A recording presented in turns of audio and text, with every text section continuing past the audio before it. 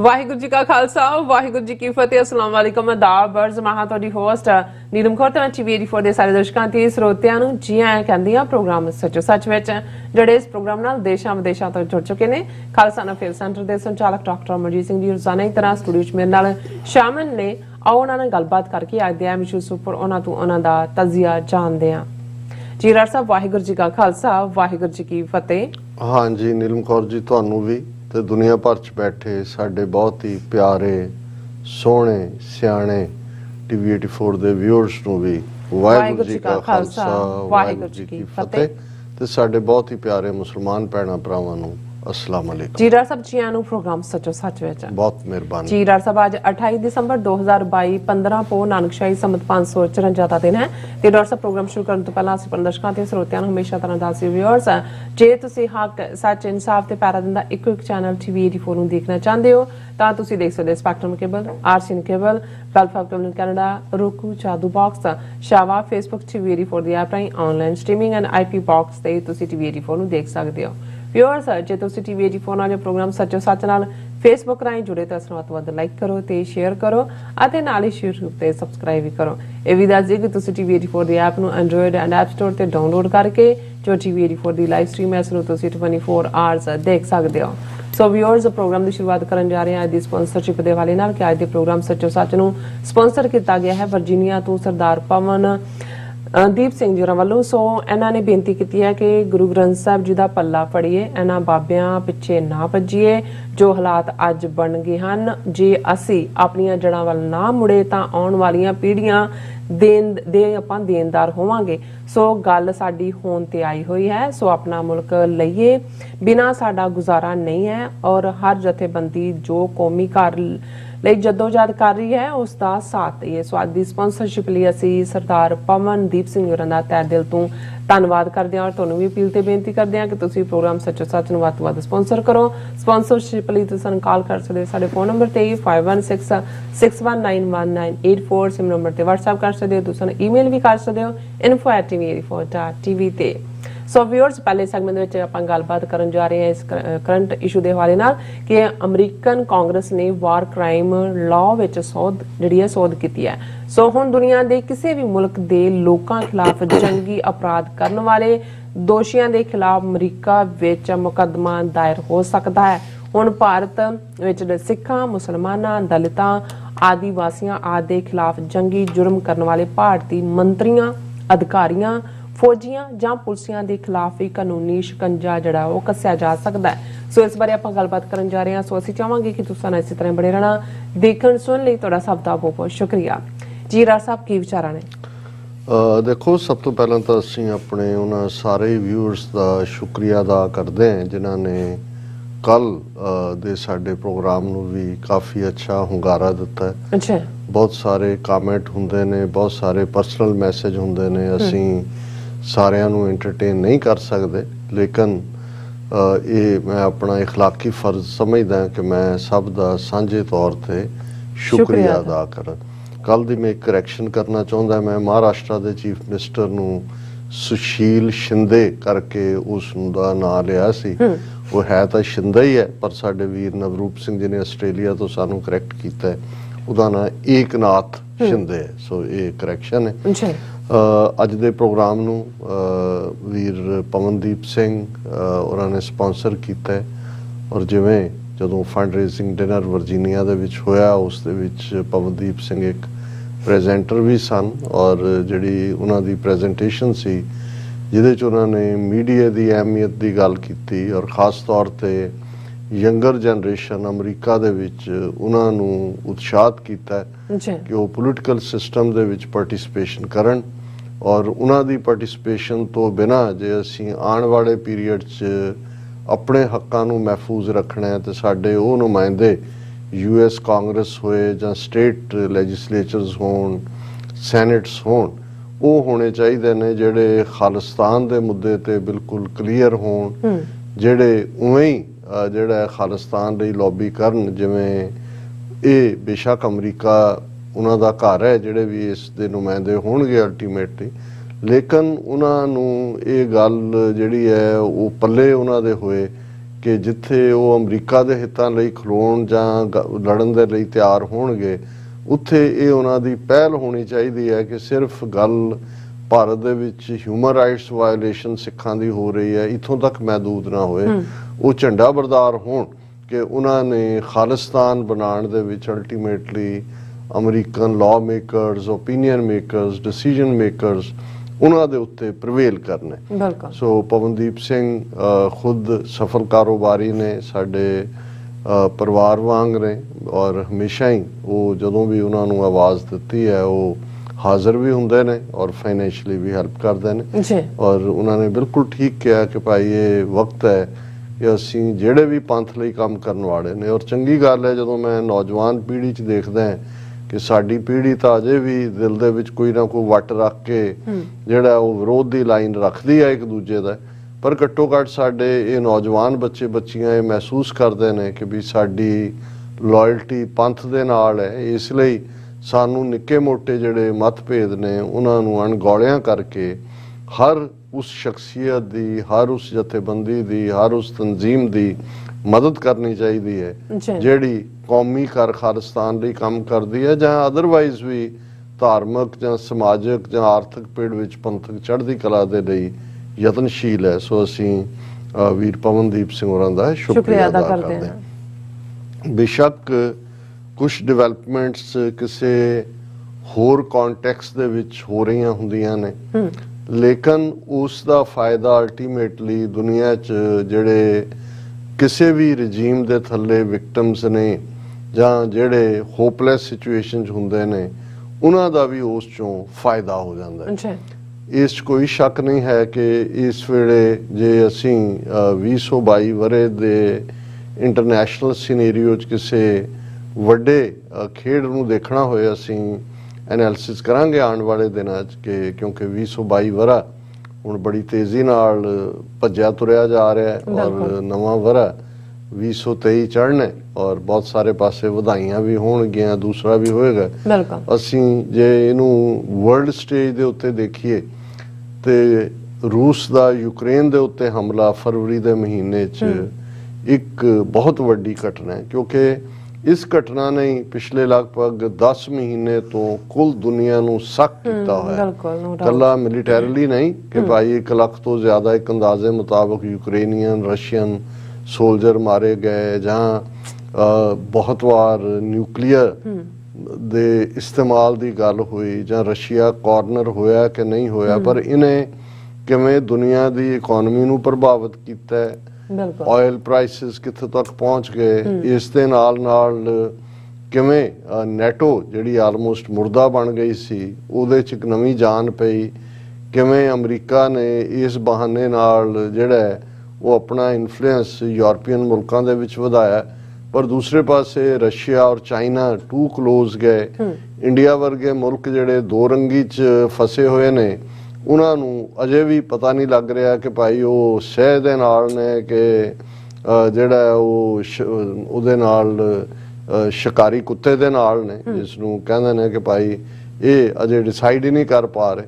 ਸੋ ਇਹ ਸਿਚੁਏਸ਼ਨ ਆਪਣੀ ਥਾਂ, ਪਰ ਇਸ ਸਭ ਦੇ ਦੌਰ 'ਚ ਜਿਵੇਂ ਅਮਰੀਕਾ ਨੇ ਨਾ ਸਿਰਫ ਬਲਾਈਂਡ ਸਪੋਰਟ, ਕਿਉਂਕਿ ਜੋ ਵੀ ਮੂਵ ਨੈਟੋ ਨੇ ਕੀਤਾ ਉਹ ਅਮਰੀਕਾ ਦੀ ਬਲੈਸਿੰਗ ਨਾਲ ਹੀ ਕੀਤਾ, ਪਰ ਜਿਵੇਂ ਅਮਰੀਕਾ ਨੇ ਇੱਕ ਪਾਸੇ ਲਿਬਰਲੀ ਜਿਹੜਾ ਉਹ ਕੰਟਰੀਬਿਊਟ ਕੀਤਾ ਹੈ ਯੂਕਰੇਨ ਡਿਫੈਂਸ ਫੰਡ ਦੇ ਵਿੱਚ, ਲਗਭਗ ਹੁਣ ਤਾਂ ਸ਼ਾਇਦ $40 ਬਿਲੀਅਨ ਤੱਕ ਇਹਨਾਂ ਦਾ ਪਹੁੰਚ ਗਿਆ ਹੋਏਗਾ ਨਵੇਂ ਬਜਟ 'ਚ ਵੀ ਹੈ, ਔਰ ਈਵਨ ਡਿਫੈਂਸ ਪੈਟਰੀਆਟ ਮਿਸਲਸ ਔਰ ਹਰ ਕਿਸਮ ਦਾ ਅਸਲਾ ਵੀ, ਔਰ ਇਹਦੇ 'ਚ ਵੀ ਕੋਈ ਦੋ ਰਾਵਾਂ ਨਹੀਂ ਕਿ ਇਹਨਾਂ ਦੇ ਐਕਸਪਰਟ, ਇਹਨਾਂ ਦੇ ਜਨਰਲ, ਨੈਟੋ ਜਨਰਲ ਇਹ ਬੈਠ ਕੇ ਸਾਰੀ ਵਾਰ ਗੇਮ ਨੂੰ ਪਲਾਨ ਕਰਦੇ ਨੇ। ਹਾਲਾਂ ਨੁਕਸਾਨ ਯੂਕਰੇਨੀਅਨਸ ਦਾ ਹੋ ਰਿਹਾ, ਲੇਕਿਨ ਰਸ਼ੀਆ ਨੂੰ ਜੇ 10 ਮਹੀਨੇ ਤੋਂ ਹਾਲਟ ਕਰਕੇ ਰੱਖਿਆ ਤੇ ਇਸ ਸਾਰੇ ਦੇ ਵਿੱਚ ਬਹੁਤ ਵੱਡਾ ਰੋਲ ਜਿਹੜਾ ਹੈ ਉਹ ਅਮਰੀਕਾ ਦੇ ਪੈਸੇ ਦਾ ਵੀ ਔਰ ਜ਼ਾਹਰ ਹੈ ਯੂਕਰੇਨੀਅਨਸ ਦੀ ਆਪਣੀ ਫਾਈਟਿੰਗ ਸਪਿਰਿਟ ਦਾ ਵੀ ਹੈ। ਲੇਕਿਨ ਇਸ ਸਾਰੇ 'ਚ ਜਦੋਂ ਇਸ ਤੋਂ ਕੁਝ ਮਹੀਨੇ ਪਹਿਲਾਂ ਫਸਟ ਲੇਡੀ ਜ਼ੈਲੈਂਸਕੀ ਜਿਹੜਾ ਯੂਕਰੇਨ ਦਾ ਪ੍ਰੈਜ਼ੀਡੈਂਟ ਹੈ ਔਰ ਜਿਹੜਾ ਇੱਕ ਰੈਜ਼ਿਸਟੈਂਸ ਦੀ ਫਿਗਰ ਬਣਿਆ, ਉਸ ਦੀ ਘਰਵਾਲੀ ਜਿਹਨੂੰ ਫਸਟ ਲੇਡੀ ਯੂਕਰੇਨ ਦੀ ਕਹਿੰਦੇ ਨੇ, ਉਹ ਜਦੋਂ US ਕਾਂਗਰਸ ਦੇ ਵਿੱਚ ਆਈ, ਐਡਰੈਸ ਕੀਤਾ ਔਰ ਉਹਨੇ ਬੜੇ ਪਲੇਨ ਲਫ਼ਜ਼ਾਂ ਦੇ ਵਿੱਚ ਕਿਹਾ ਸੀ ਕਿ ਸਾਨੂੰ ਹਥਿਆਰ ਦਿਓ, ਅਸੀਂ ਤੁਹਾਡੇ ਤੋਂ ਹਥਿਆਰ ਚਾਹੁੰਦੇ ਹਾਂ। ਔਰ ਸਟੈਂਡਿੰਗ ਓਵੇਸ਼ਨ ਉਹਨੂੰ ਮਿਲੀ ਕਿਉਂਕਿ ਅਮਰੀਕਨ ਵੀ ਸਿੱਖਾਂ ਵਾਂਗ ਨੇ, ਜਿਹੜਾ ਅੜਦਾ ਹੈ, ਲੜਦਾ ਹੈ, ਖੜਦਾ ਹੈ, ਉਸ ਦੇ ਉਹ ਐਡਮਾਇਰਰ ਹੁੰਦੇ ਨੇ। ਜਿਵੇਂ ਸਾਡੀ ਪੰਜਾਬ ਦੀ ਧਰਤੀ ਹੈ, ਇਕੱਲੇ ਸਿੱਖਾਂ ਦਾ ਹੀ ਨਹੀਂ, ਪੰਜਾਬ 'ਚ ਵੀ ਅਸੀਂ ਭਾਵੇਂ ਕਿਸੇ ਸਕਾਲਰ ਜਾਂ ਵਿਦਵਾਨ ਜਾਂ ਕਿਸੇ ਨੂੰ ਨਾ ਬਣਦੀ ਕਦੇ ਇੱਜ਼ਤ ਦਿੱਤੀ ਹੈ, ਨਾ ਸ਼ਾਇਦ ਦੇ ਸਕੀਏ, ਲੇਕਿਨ ਜਿਹੜੇ ਵੰਗਾਰਦੇ ਨੇ ਹਾਕਮਾਂ ਨੂੰ, ਉਹ ਭਾਵੇਂ ਫਿਰ ਦੁੱਲਾ ਪੱਟੀ ਹੋਏ ਤੇ ਭਾਵੇਂ ਜੱਗਾ ਡਾਕੂ ਹੋਏ, ਮੈਂ ਈਵਨ ਨੈਗੇਸ਼ਨ 'ਚ ਗੱਲ ਕਰ ਰਿਹਾ, ਹੀਰੋ ਤਾਂ ਹੈ ਹੀ ਨੇ, ਲੇਕਿਨ ਉਹਨਾਂ ਨੂੰ ਉਹ ਉਹਨਾਂ ਦੀਆਂ ਯਾਦਾਂ 'ਚ ਵਸ ਜਾਂਦੇ ਨੇ ਕਿ ਵੰਗਾਰਿਆ। ਸੋ ਅਮਰੀਕਨਾਂ ਨੂੰ ਵੀ ਜਿਹੜੇ ਚੰਗੇ ਲੱਗਦੇ ਨੇ ਉਹ ਉਹੀ ਹੁੰਦੇ ਨੇ ਕਿ ਜਿਹੜੇ ਖਲੋਂਦੇ ਨੇ, ਜਿਹੜੇ ਵੰਗਾਰਦੇ ਨੇ। ਔਰ ਇਸ ਲਈ ਅਮਰੀਕਨ ਕਰੈਕਟਰ ਔਰ ਬ੍ਰਿਟਿਸ਼ ਕਰੈਕਟਰ ਦੇ ਵਿੱਚ ਇਹ ਫਰਕ ਹੈ। ਬਹੁਤ ਵਾਰ ਇੱਕ ਵਾਰੀ ਇੱਕ ਡਿਸਕਸ਼ਨ ਵੀ ਕਿਤੇ ਚੱਲ ਰਹੀ ਸੀ, ਮੈਂ ਕਿਹਾ ਕਿ ਬ੍ਰਿਟਿਸ਼ ਕਿਉਂਕਿ ਕਲੋਨੀਅਲ ਦੁਨੀਆ ਭਰ ਨੂੰ ਉਹਨਾਂ ਨੇ ਇੱਕ ਵੱਡਾ ਹਿੱਸਾ ਕੋਲੋਨਾਈਜ਼ ਕੀਤਾ, ਬ੍ਰਿਟਿਸ਼ਰਸ ਜਿਹੜੇ ਨੇ ਉਹ ਤੁਹਾਡੇ ਤੋਂ ਸਬਸਰਵੀਐਂਸ ਮੰਗਦੇ ਨੇ, ਓਬੀਡੀਐਂਸ ਕੰਪਲੀਟ, ਔਰ yes sir yes sir. American ਜਿਹੜੇ ਨੇ ਉਹ ਓਬੀਡੀਐਂਸ ਜਾਂ ਸਬਸਰਵੀਐਂਸ ਵੱਲ ਨਹੀਂ ਹੁੰਦੇ। ਅਮਰੀਕਨ ਹਮੇਸ਼ਾ ਉਹਨੂੰ ਐਡਮਾਇਰ ਕਰਦੇ ਨੇ ਜਿਹੜਾ ਚੈਲੰਜ ਕਰ, ਉਹਨਾਂ ਨੂੰ ਵੀ ਚੈਲੰਜ ਕਰਦਾ। ਔਰ ਇਹ ਈਵਨ ਜੇ ਤੁਸੀਂ ਕਲਾਸਰੂਮ ਪੈਟਰਨ ਦੇਖੋ, ਐਜੂਕੇਸ਼ਨ ਪੈਟਰਨ ਦੇਖੋ, ਕਿਉਂਕਿ ਹੁਣ ਅਸੀਂ ਤਾਂ ਸਾਰੇ ਬ੍ਰਿਟਿਸ਼ ਸਿਸਟਮ ਦੀ ਦੇਣ ਹੀ ਹੈ ਐਜੂਕੇਸ਼ਨ ਸਿਸਟਮ। ਦੂਜੇ ਕਿ ਬਈ ਟੀਚਰ ਨੂੰ ਜਿਹੜਾ ਉਹ ਰੱਬ ਸਮਝਣਾ, ਜੋ ਉਹਨੇ ਕਹਿ ਦਿੱਤਾ ਉਹਨੂੰ ਇਹ ਸੋਚਣਾ ਹੀ ਨਹੀਂ ਵੀ ਇਹਨੂੰ ਵੀ ਸਾਨੂੰ ਲੱਗ ਵੀ ਰਿਹਾ ਹੋਏ ਗਲਤ ਕਰ ਰਿਹਾ, ਅਸੀਂ ਕਹਿਣ ਦੀ ਹਿੰਮਤ ਨਹੀਂ ਰੱਖਦੇ। ਲੇਕਿਨ ਇੱਥੋਂ ਦੇ ਤੁਸੀਂ ਐਜੂਕੇਸ਼ਨ ਸਿਸਟਮ 'ਚ ਦੇਖੋਗੇ ਕਿ ਇੱਥੇ ਬਿਲਕੁਲ ਜਿਹੜਾ ਚੈਲੰਜ ਕਰਦਾ ਹੈ ਕਿਸੇ ਨੂੰ ਵੀ। ਔਰ ਸ਼ਾਇਦ ਇਹੀ ਕਾਰਨ ਹੈ ਜਿੰਨੀਆਂ ਵੱਧ ਰਿਸਰਚਿਸ ਹੁੰਦੀਆਂ ਨੇ ਔਰ ਜੋ ਨਵੀਆਂ ਕਾਢਾਂ ਕੱਢੀਆਂ ਉਹ ਚੈਲੰਜ ਹੀ ਨਿਕਲਦੀਆਂ ਨੇ। ਜੇ ਤੁਸੀਂ ਗਲਤ ਠੀਕ ਹਰ ਇੱਕ ਦੇ ਅੱਗੇ ਸਿਰ ਝੁਕਾਈ ਜਾਂਦੇ ਹੋ ਤੇ ਉਸ 'ਚੋਂ ਕੋਈ ਤਬਦੀਲੀ ਨਹੀਂ ਹੁੰਦੀ।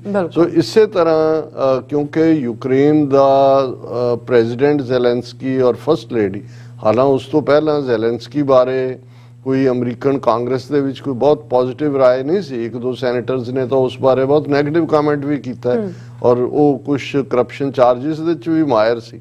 ਲੇਕਿਨ ਜਿਉਂ ਹੀ ਇਹ ਡਿਫਾਈਂਸ, ਔਰ ਕਿਉਂਕਿ ਜਦੋਂ ਫੈਬਰਵਰੀ 'ਚ ਅਟੈਕ ਕੀਤਾ ਰਸ਼ੀਆ ਨੇ, ਬਾਈਡਨ ਨੇ ਕਾਲ ਕਰਕੇ ਕਿਹਾ ਕਿ ਵੀ ਅਸੀਂ ਤੁਹਾਡੇ ਲਈ ਜਿਹੜਾ ਉਹ ਨਿਕਲਣ ਦਾ ਪ੍ਰਬੰਧ ਕੀਤਾ, ਜਹਾਜ਼ ਪ੍ਰੋਵਾਈਡ ਅਸੀਂ ਕਰ ਰਹੇ ਹਾਂ। ਤੁਸੀਂ, ਉਹਨੇ ਕਿਹਾ ਜੀ ਮੈਨੂੰ ਤੁਹਾਡਾ ਜਹਾਜ਼ ਨਹੀਂ ਚਾਹੀਦਾ, ਜੇ ਤੁਸੀਂ ਕਰਨਾ ਹੈ ਤੇ ਸਾਨੂੰ ਹਥਿਆਰ ਦਿਓ, ਵਿਲ ਫਾਈਟ ਬੈਕ। ਔਰ ਜਿਵੇਂ ਇਹਨਾਂ 10 ਮਹੀਨਿਆਂ 'ਚ ਰੈਜ਼ਿਸਟੈਂਸ ਦਿੱਤੀ ਹੈ, ਕਿਉਂਕਿ ਇਹ ਬਿਲਕੁਲ ਅਮਰੀਕਨਾਂ ਦੇ ਲਈ ਵੀ ਆਪੋਜ਼ਿਟ ਸੀ ਅਸ਼ਰਫ ਗਨੀ। ਹੁਣ ਇੱਕ ਪਾਸੇ ਕਿੰਨੇ ਟ੍ਰਿਲੀਅਨ ਡਾਲਰ, 2 ਤੋਂ 3 ਟ੍ਰਿਲੀਅਨ ਡਾਲਰ ਅਫਗਾਨਿਸਤਾਨ 'ਚ ਅਮਰੀਕਾ ਨੇ ਸਪੈਂਡ ਕੀਤੇ, 2-3 ਲੱਖ ਦੀ ਉਹਨਾਂ ਦੀ ਫੌਜ ਤਿਆਰ ਕੀਤੀ। ਅਸ਼ਰਫ ਗਨੀ ਜਿਹੜਾ ਇਹਨਾਂ ਦਾ ਬਲੂ ਆਈਡ ਬॉय ਬਿਠਾਇਆ ਹੋਇਆ ਸੀ, ਤੇ ਜਿਉਂ ਹੀ ਇਹ ਆਇਆ ਕਿ ਭਾਈ ਤਾਲਿਬਾਨ ਜਿਹੜੇ ਨੇ ਕਾਬਲ ਦੇ ਨੇੜੇ ਪਹੁੰਚ ਗਏ ਨੇ, ਫਲਾਂ ਸ਼ਹਿਰ ਲੈ ਲਿਆ, ਢਿਮਕਾ ਲੈ ਲਿਆ, ਅਸ਼ਰਫ ਗਨੀ ਨੇ ਡਾਲਰਾਂ ਦਾ ਜਹਾਜ਼ ਭਰਿਆ ਕਾਬਲ ਚੋਂ ਬਾਹਰ, ਵਿੱਚ ਹੀ ਛੱਡ ਕੇ ਸਾਰਿਆਂ ਨੂੰ। ਔਰ ਇਹਨਾਂ ਨੂੰ ਵੀ ਅਜੇ ਤੱਕ ਵੀ ਪਤਾ ਨਹੀਂ ਲੱਗਾ ਵੀ ਇੰਨੀ ਛੇਤੀ ਕਲੈਪਸ ਤਾਂ ਈਵਨ ਜੇ ਤੁਸੀਂ ਇੱਕ ਰੇਤ ਦਾ ਘਰ ਵੀ ਬਣਾਉਂਦੇ ਹੋ, ਥੋੜੀ ਦੇਰ ਤਾਂ ਉਹਨੂੰ ਕਿਸੇ ਨਾ ਕਿਸੇ ਬਹਾਨੇ ਨਾਲ ਤੁਸੀਂ ਖੜਾ, ਉਹ ਤਾਂ like the house of cards disappear ਹੀ ਹੋ ਗਿਆ ਸਾਰਾ। ਉਹਨਾਂ ਦੀ ਉਹ ਫੌਜ ਵੀ ਕਿੱਥੇ ਗਈ, 2 ਲੱਖ ਹੁਣ ਵੀ ਕਿੱਥੇ ਹੈ। ਲੇਕਿਨ ਸੋ ਉਹਦੇ ਕਿਉਂਕਿ ਉਹ ਵੀ ਇਸੇ ਪੀਰੀਅਡ ਦੇ ਵਿੱਚ ਪਿਛਲੇ ਸਾਲ 15 ਅਗਸਤ ਨੂੰ ਇਹ ਹੋਇਆ ਸੀ। ਔਰ ਅਮਰੀਕਨਾਂ ਨੂੰ ਜਿਵੇਂ ਹੁੰਦਾ ਹੈ ਕਿ ਵੀ ਫੀਲਿੰਗ ਆਫ ਬੀਇੰਗ ਚੀਟਡ, ਔਰ ਲੱਗਦਾ ਸੀ ਵੀ ਅਸੀਂ ਐਸੇ ਉੱਲੂ ਦੇ ਪੱਠੇ ਹੈ ਕਿ ਵੀ ਇਹ ਉਹ ਸਾਰਾ ਜਿਹੜਾ ਹਥਿਆਰ ਵੀ ਛੱਡਾ ਹੈ। ਇਕੱਲਾ ਇਹ ਨਹੀਂ ਹੈ, ਹੁਣ ਜੋ ਕੁਝ ਵੀ ਚੱਲ ਰਿਹਾ ਹੈ ਪਾਕਿਸਤਾਨ ਦੇ ਖਿਲਾਫ ਵੀ, ਜੇ ਵਾਇਲੈਂਸ ਦੀਆਂ ਘਟਨਾਵਾਂ, ਖੌਤੀ ਜਿਹੜੇ ਤਾਲਿਬਾਨ ਪਾਕਿਸਤਾਨ ਨਾਲ ਏਜੰਸੀਆਂ ਦਾ, ਉਹਨਾਂ ਦੇ ਕੋਲ ਸੋਫਿਸਟੀਕੇਟ ਅਮਰੀਕਨ ਵੈਪਨ ਹੈ, ਉਹਨਾਂ ਲਈ ਥੋੜੀ ਛੱਡ ਕੇ ਇਹਨਾਂ ਨੇ ਹੋਣਾ ਸੀਗਾ ਕਿ ਬਈ ਉਹਨਾਂ ਨੂੰ ਸੀ ਵੀ ਉਹ ਟਕ ਲੱਗੀ ਰਹੇਗੀ, ਆਪਸ ਲੜਦੇ ਰਹਿਣਗੇ। ਸੋ ਉਹ ਇੱਕ ਉਸ ਤੋਂ ਬਾਅਦ ਇਹ ਜਿਹੜਾ ਯੂਕਰੇਨ ਦਾ ਖਲੋਣ ਦੀ ਗੱਲ ਸੀ, ਇਹਨੇ ਅਮਰੀਕਨਾਂ ਨੂੰ, ਖਾਸ ਤੌਰ ਤੇ ਇਹਨਾਂ ਦੇ ਡਿਸੀਜਨ ਮੇਕਰਸ ਨੂੰ ਔਰ US ਕਾਂਗਰਸ ਨੂੰ ਬੜੀ ਜਿਹੜੀ ਹੈ ਐਡਮਾਇਰਰ ਬਣਾਇਆ। ਔਰ ਇਹੀ ਕਾਰਨ ਸੀ ਕਿ ਫਸਟ ਲੇਡੀ ਨੂੰ ਵੀ ਪਰਵਾਂ ਹੁੰਗਾਰਾ ਮਿਲਿਆ ਔਰ ਖੁੱਲੇ ਗੱਫੇ ਜਿਹੜੇ ਨੇ ਉਹ ਡੋਨੇਸ਼ਨ ਦੇ ਵੀ ਮਿਲ ਰਹੇ ਨੇ। ਪਰ ਜਿਹੜੀ ਗੱਲ ਦਾ ਹੁਣ ਮੈਂ ਜ਼ਿਕਰ ਕਰਨ ਜਾ ਰਿਹਾ, ਬੇਸ਼ੱਕ ਇਹ ਲਾਅ ਜਿਹੜਾ ਐਗਜ਼ਿਸਟ ਪਹਿਲਾਂ ਤੋਂ ਕਰਦਾ ਸੀ, ਲੇਕਿਨ ਰਸ਼ੀਅਨ ਐਟਰੋਸਿਟੀਜ਼, ਵਾਰ ਕ੍ਰਾਈਮ ਜਿਹੜਾ ਲਫ਼ਜ਼ ਇਸ ਸਾਰਿਆਂ 'ਚ ਇਸਤੇਮਾਲ ਹੋਇਆ, ਆਲਰੇਡੀ ਇੰਟਰਨੈਸ਼ਨਲ ਕ੍ਰਿਮੀਨਲ ਕੋਰਟ 'ਚ ਰਸ਼ੀਆ ਨੂੰ ਡਰੈਗ ਕੀਤਾ ਹੋਇਆ ਕਿ ਕਿਵੇਂ ਵਾਰ ਕ੍ਰਾਈਮ ਉਹਨੇ ਕੀਤੇ ਨੇ। ਅਮਰੀਕਾ 'ਚ ਵੀ ਵਾਰ ਕ੍ਰਾਈਮਸ ਦੇ ਅਗੇਂਸਟ ਜਿਹੜੇ ਉਹਨਾਂ ਦੇ ਪਰਪੀਟ੍ਰੇਟਰ ਨੇ ਲਾਅ ਐਗਜ਼ਿਸਟ ਕਰਦਾ ਸੀ, ਪਰ ਉਹਦੇ ਵਿੱਚ ਕਾਫੀ ਸਾਰੇ ਲੂਪ ਹੋਲ ਸੀ।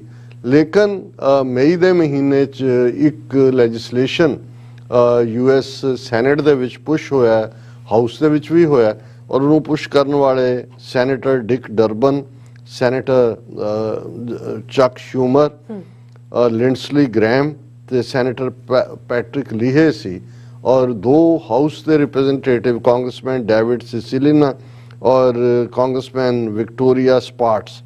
ਹੁਣ ਇਹ ਜਿਹੜਾ ਬਾਈਪਾਰਟੀਸਨ ਲੈਜਿਸਲੇਸ਼ਨ ਮਈ 'ਚ ਇੰਟਰੋਡਿਊਸ ਹੋਇਆ, ਇਹ ਸੀ ਕਿ justice for victims of war crimes act.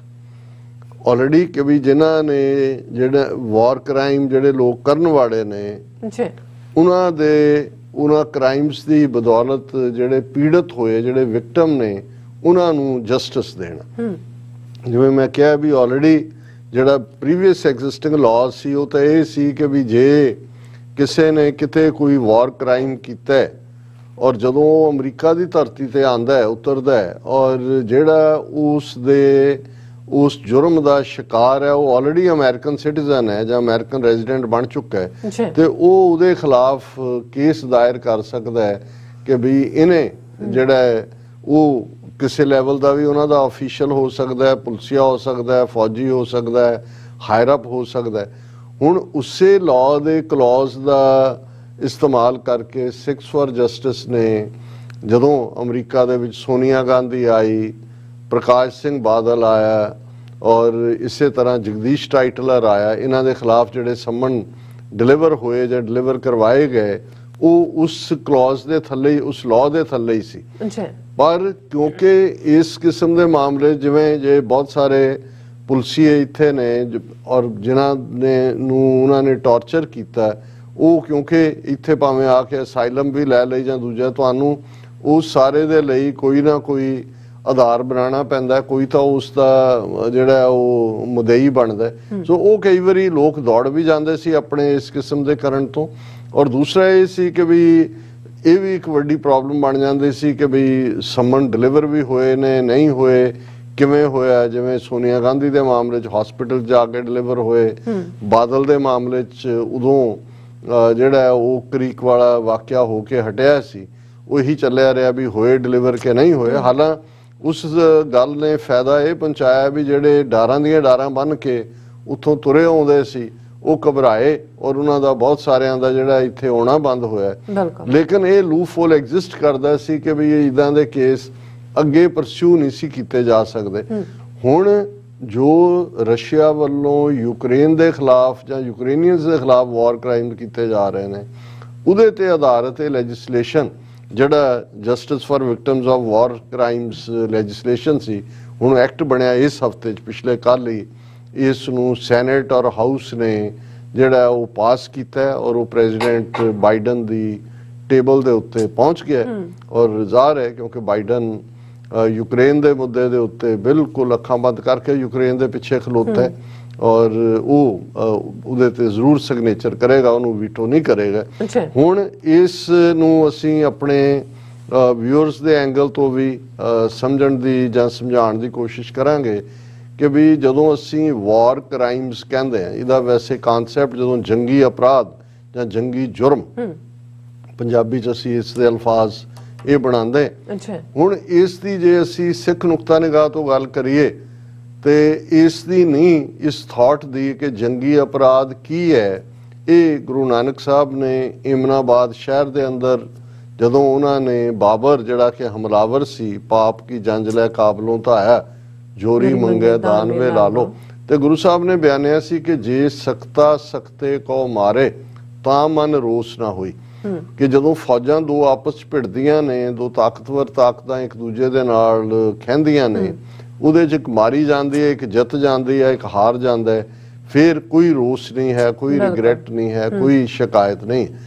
ਤੇ ਸਖਤਾ ਸੀਹੋ ਮਾਰੇ ਪੈ ਵੱਗੇ ਖਸਮੈ ਸਾ ਪਰਸੋਈ, ਕਿ ਜੇ ਇੱਕ ਧਿਰ ਸ਼ੇਰ ਵਾਂਗ ਆਮ ਜਨਤਾ ਨੂੰ ਇੱਜੜ ਸਮਝ ਕੇ ਉਸ ਤੇ ਝਪਟਦੀ ਹੈ ਔਰ ਉਸ ਫਿਰ ਗੁਰੂ ਸਾਹਿਬ ਨੇ ਔਰਤਾਂ ਦੇ ਦੁੱਖ ਬਿਆਨੇ, ਉਸ ਦੇ ਵਿੱਚ ਆਮ ਲੋਕ ਜਿਹੜੇ ਸਫ਼ਰ ਕਰਦੇ ਨੇ, ਜਿਨ ਕੇ ਬੰਕੇ ਘਰੀ ਨਾ ਆਇਆ, ਜਿਨ੍ਹਾਂ ਨੂੰ ਚੁੱਕ ਚੁੱਕ ਕੇ ਘਰਾਂ ਚੋਂ ਮਾਰ ਦਿੱਤਾ ਗਿਆ, ਔਰ ਜਿਹੜੀਆਂ ਔਰਤਾਂ ਉਹਨਾਂ ਦੀ ਉਸ ਹਵਸ ਦਾ ਸ਼ਿਕਾਰ ਹੁੰਦੀਆਂ ਨੇ ਜਾਂ ਦੂਜੇ, ਉਹਨਾਂ ਦੇ ਉੱਤੇ ਰੋਸ ਪ੍ਰਗਟਾਇਆ।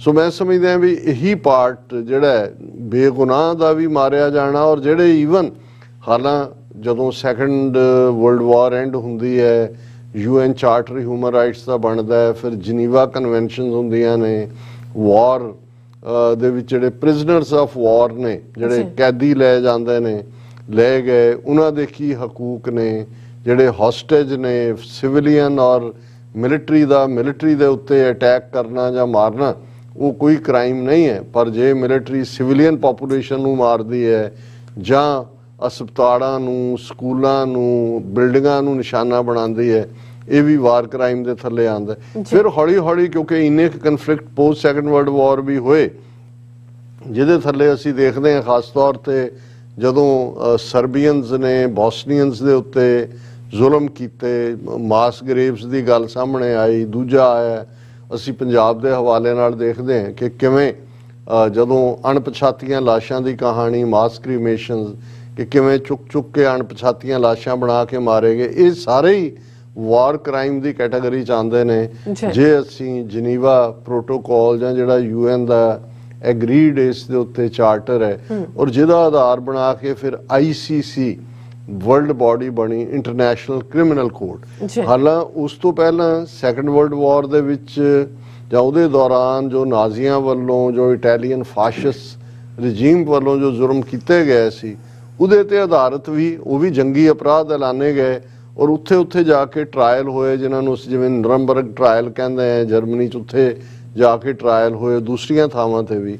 ਔਰ ਨਾਜ਼ੀਆਂ ਨੂੰ, ਫਾਸ਼ਿਸਟਾਂ ਨੂੰ ਜਿਹੜਾ ਉਹ ਦਿੱਤੀ ਗਈ ਮੌਤ ਦੀ ਸਜ਼ਾਵਾਂ ਔਰ ਦੂਸਰੀਆਂ ਸਜ਼ਾਵਾਂ।